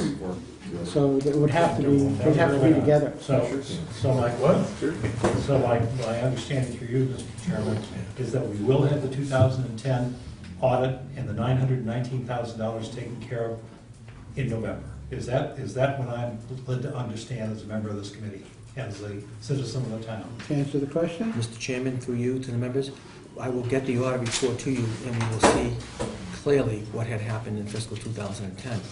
Let me be abundantly clear, because I've said this in the beginning, and I know the media has looked at this in different ways, but let me just be clear. Nobody backed a Brinks truck up to the back of our treasury and hauled out $919,000. That is foolishness, Mr. Chairman. What has happened in this process of understanding It is an accounting system to the general ledger. It's an accounting system. There's no money missing from the treasury, to my understanding. I didn't hear that from the auditors when they presented it. I haven't heard it through the process. So I just want to make that abundantly clear, because it's a general ledger issue. The the auditors are working on to look at exactly what the accountant had done for fiscal 2010. And if you look at the audit report, which I asked you to, you'll see that there's a qualification, and it's called SAS 112. And if you look up SAS 112, it says precisely what I just said to you, that there was an issue relative to the accounting on the general ledger. Nobody pulled the money out of the treasury. Nobody drove away with a Brinks truck full of cash. People can talk about that and make fun of it and do what they want with it. But the audit report will speak for itself, and I'm going to have the audit report to the Board of Selectmen and to the Finance Committee as soon as it is completed. And there will be an explanation as to what the 919 amounted to. Mrs. Brown. Thank you, Mr. Chairman. We basically have understood this from an much earlier discussion, that it was entries that could cause this problem, because Mr. Foster's cash tied right out, so we know there's no money missing. We do know that, but we know that. We need to break it down, because in the minds of a lot of folks out there, well, did you find the $919,000? And it's been clear to me for a while that there were journal entries, Mr. Chairman. Mm-hmm. And I think we have to be very clear, whether it's in one of those handouts or whatever. We are not missing that 919. It was our cash tied out, and that's specifically, Mr. Powers said our cash tied out, if I'm correct. And I think we just need to make it abundantly clear to the town meeting, before they get all riled up about it, we're not missing the money. Our cash tied out. We've got some poor record-keeping entries that were made incorrectly. And that's the bottom line, is the way I see it. Am I seeing it incorrectly? Mr. Chairman, Donna is absolutely on target. And like I said, people want to have a lot of fun with this stuff and toss it around, and we will bring the town meeting when we have a documentation on the 919. And you're absolutely correct. The information that I have received is that there were entries that were made that would try to be reversed and then remade, and that has caused problems with the general ledger. But she is absolutely correct that if in fact there was something missing from the Treasury, it would have been in the audit report that we received and in the management letter. And I don't see it in the management letter.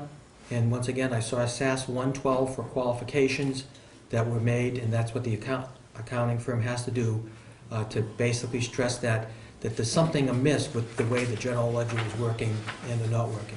And I also want to say for the record that it is clear to me that we had worked to get the general ledger, get a chart of accounts that worked a little bit better. It was a little bit more friendly, if you will, for people to understand, so that department heads, when they were putting in transactions, could make those transactions happen with a little bit more efficiency. So I'm not making any excuses, but Donna's points are right on. There's no missing dollars from the Treasury. We had said that publicly, and that's simply a matter of record at this point. Mr. McDonald? Wow. So you have, at this point, documentation you're going to bring the town meeting on the 919,000. I hope they have the audit report from fiscal 2010 completed.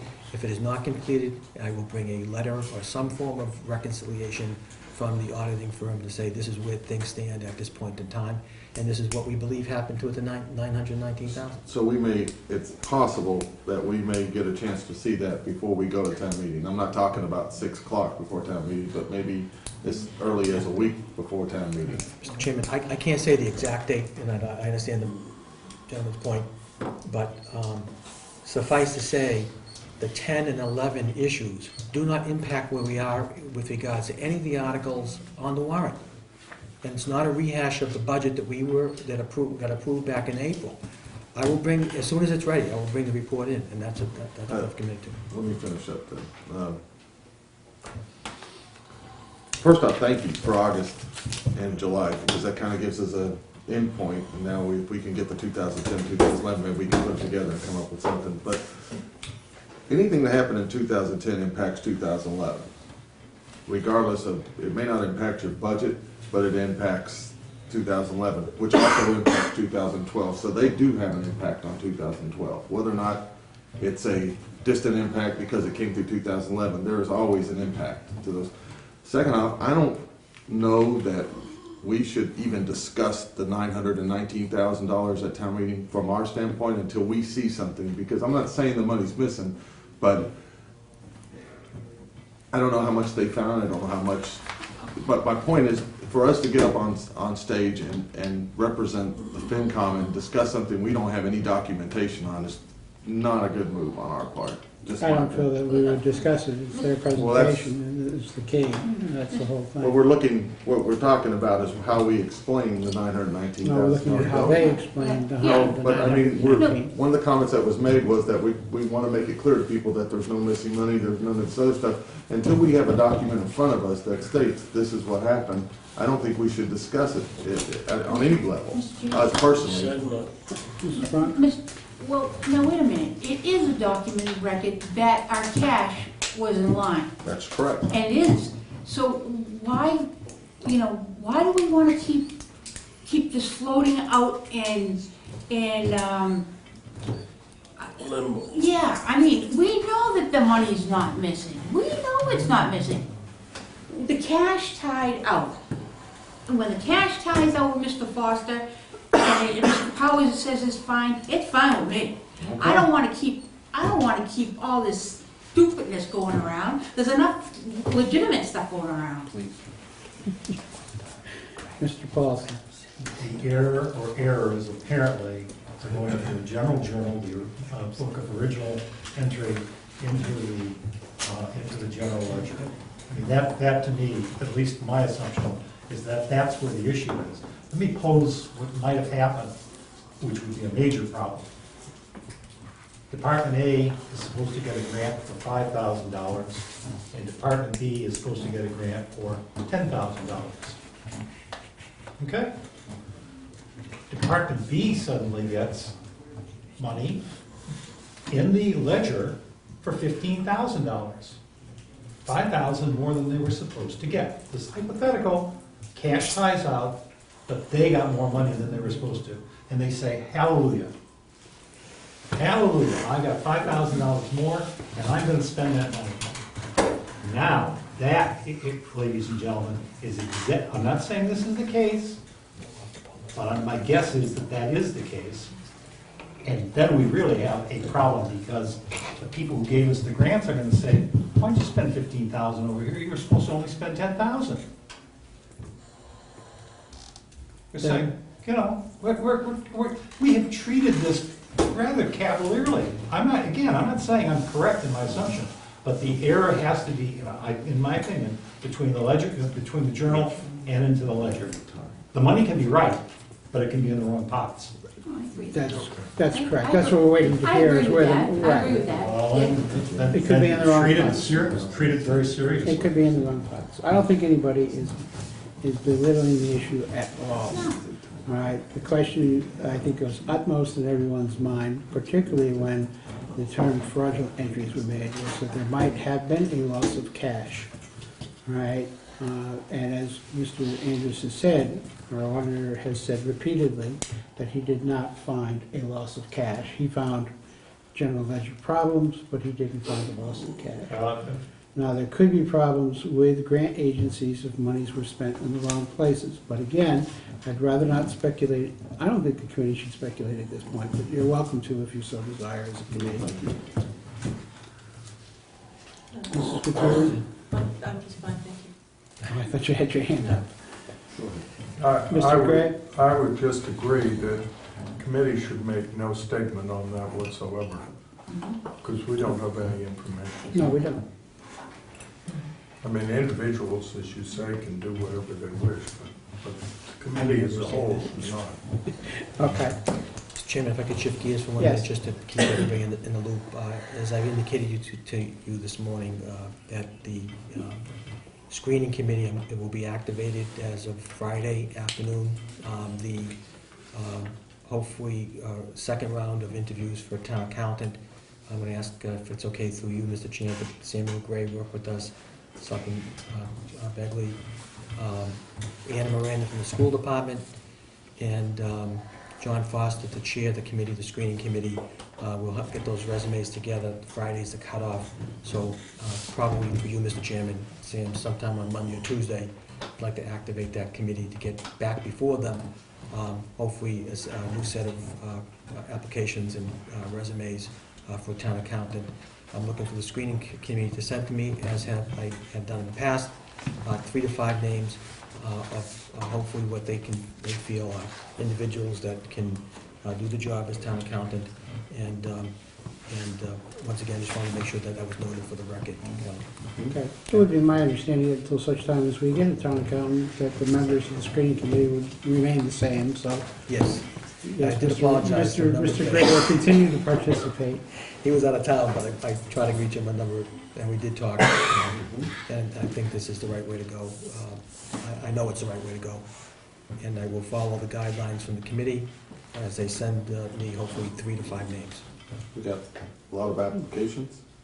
Pardon? Do we have a lot of applications at this point? I don't have the exact number, but we did expand the search to the Government Finance Office Association, some other publications to try to get a little bit more of a catch, if you will.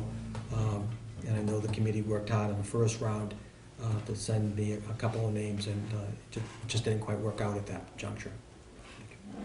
It's also my understanding that to expand the potential applicants, we had to sweeten the pot a little. Is that Yes. true? If you go on, and I encourage, and I know the people sitting around that have active interest in this, go on the MMA site. You're going to see the towns of Belmont, Acton, Northborough. A number of towns and cities are looking for a town accountant. It's almost like the field didn't produce enough crop, if you will, of the university structure, college structure that's out there. I'm not going to make any opinions about it, except to say that we try to broaden the base to go after. A lot of people look at the GFOA. A lot of people look at, obviously, the MMA site, and there's a lot of towns chasing after town accountants and their qualifications. And what would the new range be? Mr. Chairman? Do we have a published range, or? The published range is 63 to 83, and if I need to go above that, I'm going to ask my board and this committee to help me. Mr. Gray was first. Mr. Gray? Oh, I'm sorry. I'm happy to hear that they did sweeten the pot, because I think one of our apparent reasons that why we didn't get more qualified applicants was that we were at too low a range, and I think that two who the committee found to be capable individuals, but who bowed out because they could get better jobs at a better salary elsewhere. What was the previous range? Not the same. I thought, It is the same range, but we're going to go to the top of the scale at this point. Okay. What's the top of the scale? 83. And if I need to come back and go another 10, then you know what? That's what we'll do. Belmont just hired in the mid-90s. Yeah, that's powers, right? Okay, I don't want to get into Yeah, too much that's a discussion separate on one. this, because I, That was there is a process here that has to be followed. We want to publicize. So, Mr. Chairman, are we all set? Anyone else have any other questions for town administrator? Thank you very much. Thank you very much, Mr. Chairman. Thank you, members. Thank you for all your time. I know tonight was a little longer than you might have liked.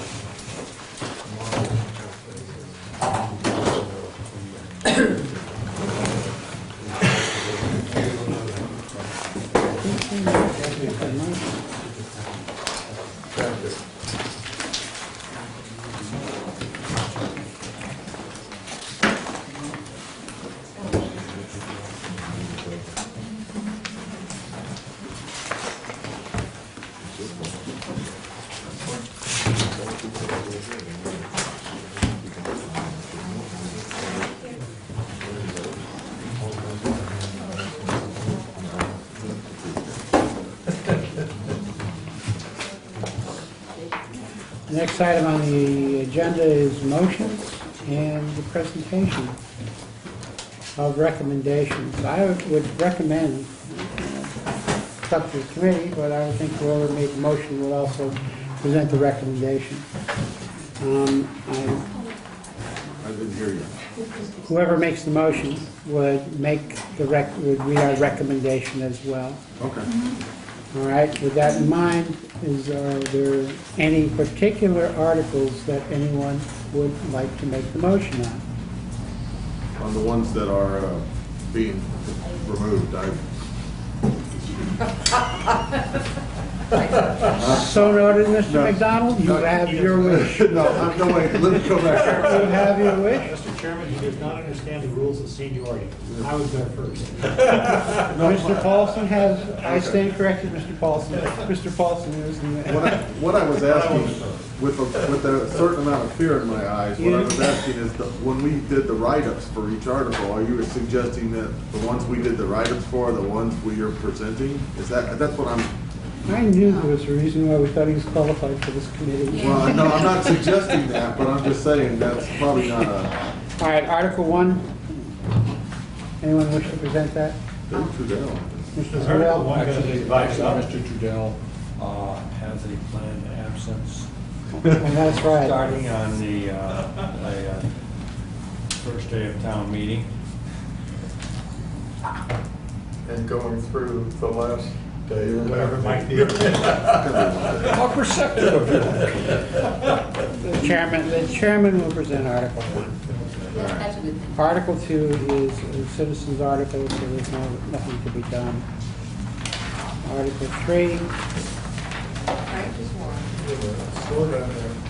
Article 3, page 5. Article 3 has to do with the split on the capital planning, which would have been made by Mr. Trudell. I'd like somebody else to make that.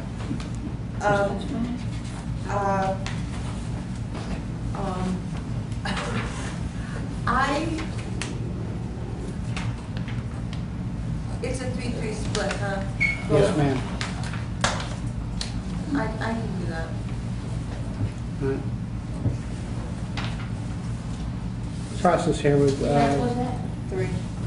all right, do we want to split the recommendation, or just have the recommendation read by the person who makes the motion? Let's do both. I would, I would probably read the entire edition. Okay, that's fine. So that If it's everybody would like to do it that way. understandable of why there was a split vote. Okay. All right, why don't we do it that way, and then during the course of the normal debate, if a member feels strongly about the pro or the con, I would encourage them to do that. Article 4 through 9, I think we'll hold off on those. We know exactly where we stand. 10, water pollution control, the capital item, who would like to present that? Yeah, sure. Mr. McDonald? You looked right at me. Did you say Sam? Is that what you said? 11 is to transfer the harbor master. Who wrote the, Might as well keep me up. Oh, I didn't do that one. Did I?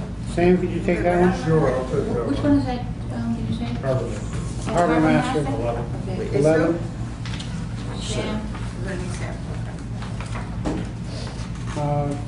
12 through 16 are all community preservation. I believe they will make their own. Right, right.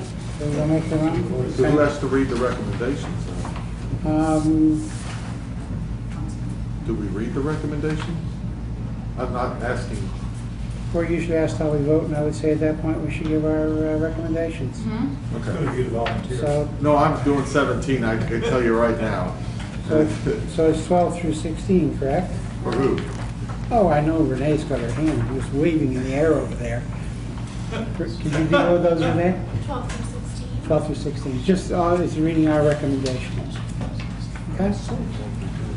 Great opportunity for the town to meet you. 12 through 16. 12 through 16, Renee will read our explanations. The actual articles will be presented by Community Preservation.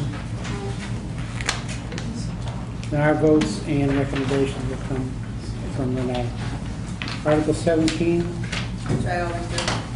Pardon? 20 always. Which I always do. Connie always says 17? Yeah. All about one.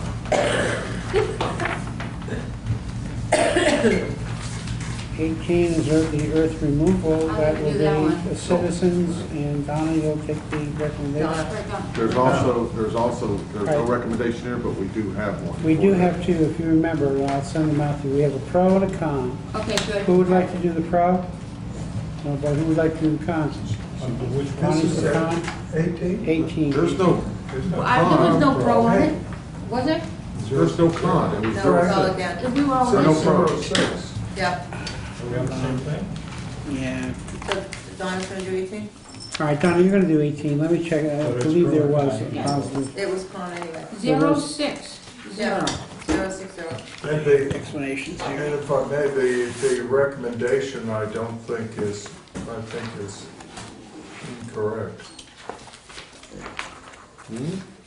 So my recommendation indicates that we didn't take a vote. No, it does. I'm looking right at it. Right up, 060. It just says we don't Yeah, and right include a below it, it recommendation. says FinCom only includes recommendations on financial That's not- articles and it's. Yes, but it was my understanding that members wanted to make a statement, which we can do. Yes. We just didn't print it because it's not a financial matter. The charter says on financial matters. So you'll send me the printed? Yes, I'll send it. I Thank you, have it. Frank. I thought there was both a positive and a negative on that for some reason. It was 060. Well, but we wouldn't. Yeah, but I think we also discussed the other side of the coin. I'll take a look. I'll take a look. Article 19. That's going to be withdrawn, isn't it? Yes. Well, we're not sure. I thought that's the affordable housing. Well, yeah, I believe that's the link. Okay. Mr. Schneider said that's going to be fine. And Article 20 is a citizens. Is it what? The citizens petition, which they'll present, and who wishes to, who are we missing? I'll do it. Mr. Paulson, I don't think we've asked you, Dick, you wrote one of these, which one did you write? I wrote the one that's already been skipped, so I'm all set. Which one was that? Which one was that? Which one was that? I exercised my rights under the Fifth Amendment. Can either I did confirm or deny. I did the one where I kept the back that was so brilliantly written. I think I did the affordable housing one. I don't. The numbers pass so quickly in front of my eyes. There's a lot of things talking about birthdays or? Yeah, at my age, a lot. All right. I'm happy to do whatever you want me to do something, tell me. Would you do 20, please? Well, I do 20, so. I'll make sure everybody speaks up. 21 is the Bay Point Country I'll do Club. 21, fine. All right, Tom, I figured you want to do that one. And 22 is the town meeting information distribution. Oh, I don't mind doing that one. Ms. Brown? Yep, 22? Are you gonna do, you're gonna do the 22? Yep. As in what, favorable or non-favorable? Yeah, we have a pro and con. I'm against it. You're the Can I do con. the minority report on that? You sure can. Yeah, I'll be quiet. So we'll present both.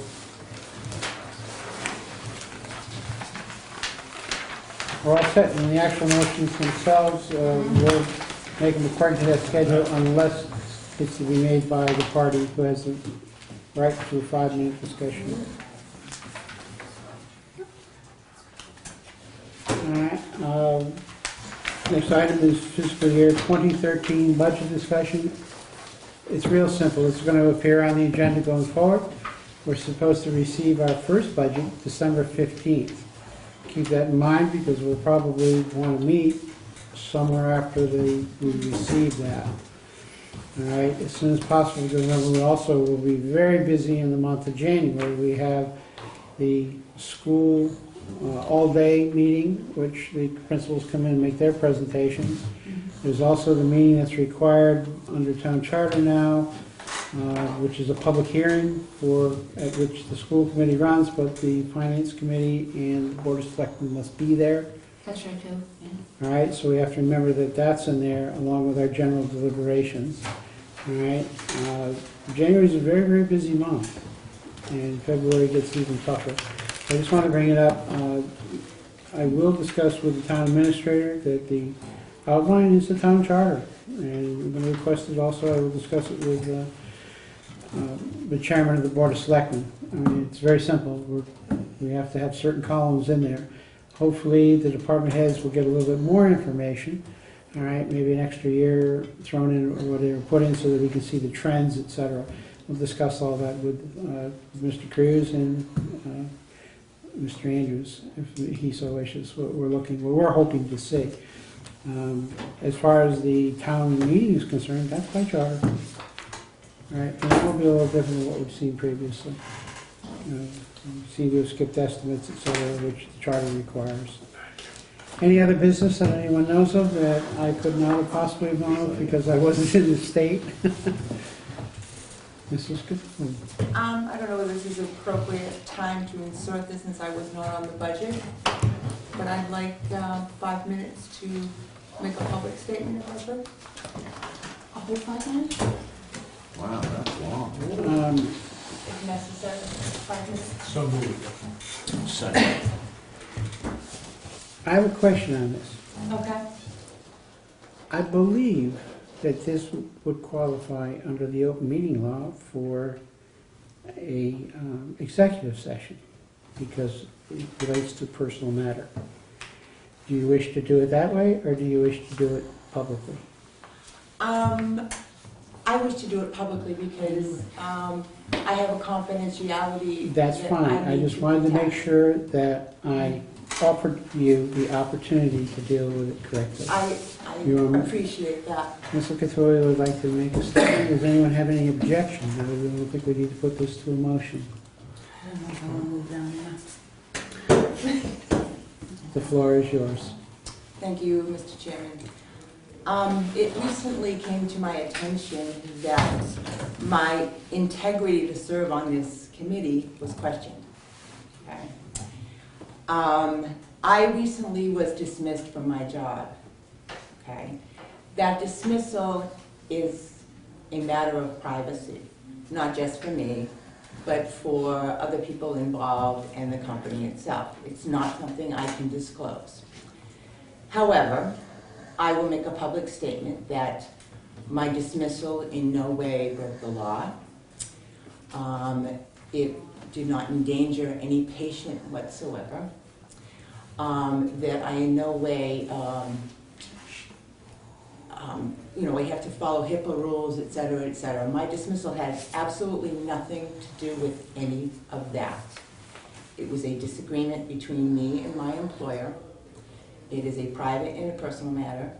I did not choose to pursue a grievance through the union to retain my job.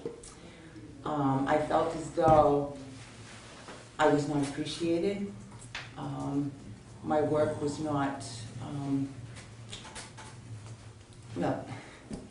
emotionally it's difficult for me. I loved my job, okay? But I thought that leaving the break the way it was the best for me, okay? Since this came to my attention in a public way, I thought that it was best to present it to the committee as well as to the public, and that if the appointing authority in any way, shape, or form thought that I should be removed for that reason, then I feel as though it is up to them to contact me to do so, in which case I will certainly go into an executive session and explain myself. Okay. But to further have my reputation and my integrity hashed out in the media was humiliating for me. And I felt as though I needed to come forward and explain myself. And that is basically the statement right there. I will move on in my career and do something else, or who knows what I'll do. But I don't feel as though that situation stops me in any way from fulfilling my obligation to the Finance Committee. Thank you for my part. Mr. Cadell? Through you, Mr. Chairman, to you. Having known you over years on the Finance Committee, your integrity has always been there. It's a sad reflection of the community that you have to make this statement, because those of us who know you know what a fine person you are. And I feel badly that you've had to do this, Bonnie, but I'm still behind you 100%, always. Thank you. Mr. McDonald? I think I told you earlier how I felt, and I mean it, because for a person who's had my reputation dragged a few times, but not to the level you have, but I appreciate everything. We don't agree on a lot, we know that, but we get along and we do it right. We are, I've learned things from you, so I don't think it has anything to do with whether or not you're doing a good job as a finance committee member, because I think you are. Thank you, I appreciate that. I know you are. Not just a good job, how about an excellent job, okay? Mrs. Patulea, I would expect that if you felt there was any ethical items to be reported, that you would do so to Most certainly. the moderator and to the town clerk as such. And I would obviously leave it to the moderator's discretion as to whether or not the appointing authority should even be consulted. So there's no explanation surely due to me, and I suspect another member will feel the same way, but it's up to you. I appreciate that, Mr. Chairman. Okay? And I have all the confidence in it. I don't know, it seems like I was wondering why you were being so enthusiastic over the last few meetings. We appreciate your I input. want to add one more thing. Look, Careful. Frank doesn't work, and neither does Sam, just for the record, so.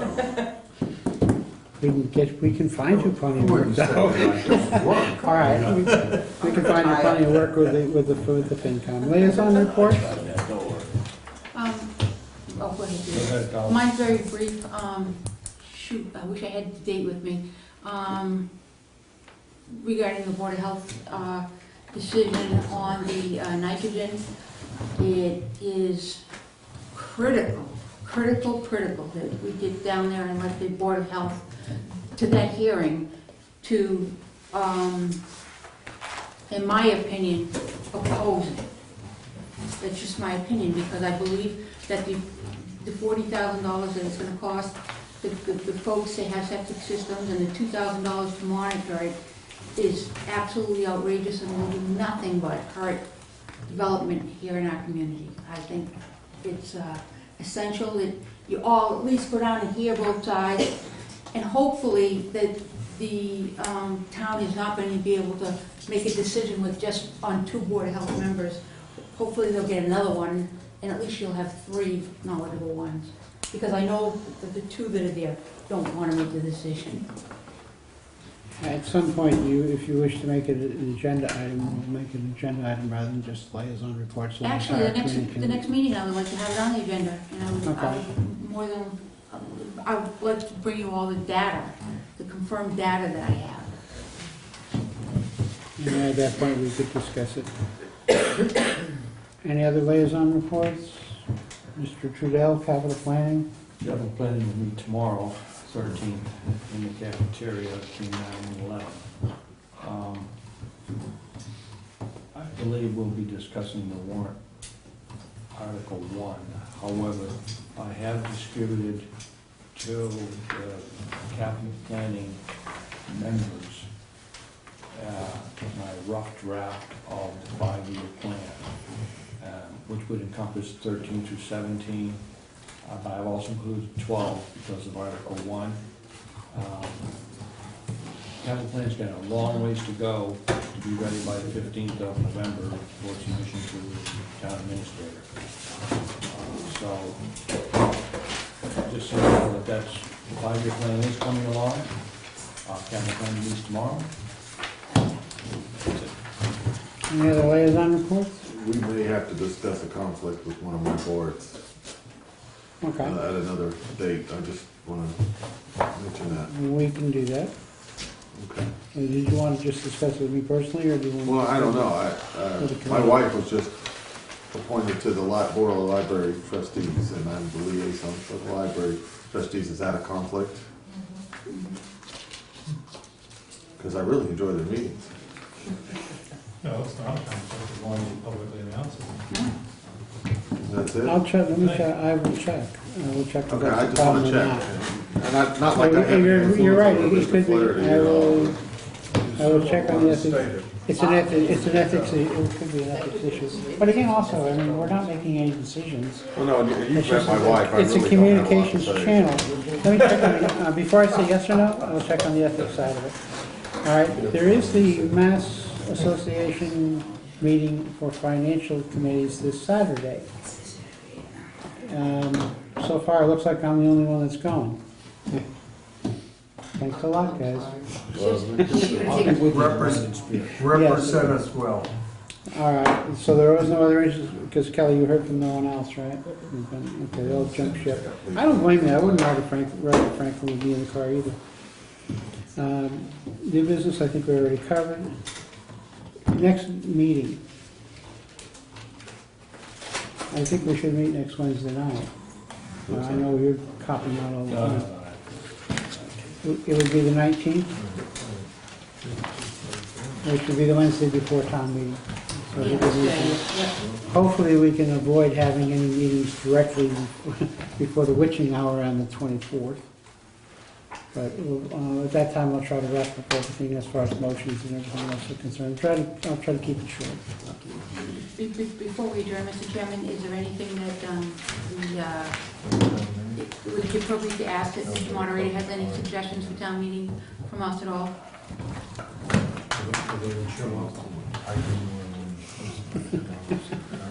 The only comment that I would make at this point is, I believe we're almost done with the motions, so we're only waiting for one more, and hopefully you should have them in your hand or in your mailbox by Friday morning. So I hope in that respect that you're a little more comfortable that they're not coming to you on Monday night at 6 o'clock at town meeting, and that you'll have at least a week to look at them, and they're all pretty simple. I try to simplify them. Okay. We've been asked also to hold our meetings in a room across the hall, 225. It's a completely empty room, no furniture or anything. It's actually a better looking room. My only consideration might be that it would echo a little bit, but that's Mr. White's problem if he wants to record. It's not ours so much. We won't get furniture over there, right? Yes, what they're talking about is permanently setting up a room, a meeting room. Oh, like the select. For a number of committees that meet regularly. So I agreed we would try the room, and if it works fine, great. If we have lots of problems, particularly with if we're going to have our meetings recorded and televised, I think it's done us a world of good to do so. I might say, recommend to the committee that we come back here. But they would like to just permanently take this room out of circulation for meetings. Okay? That all said and done, the chair will entertain a motion from Mr. Cadell. Second. To adjourn, seconded as usual by Mr. Gray. All those in favor? Aye. All those opposed? Motion passes.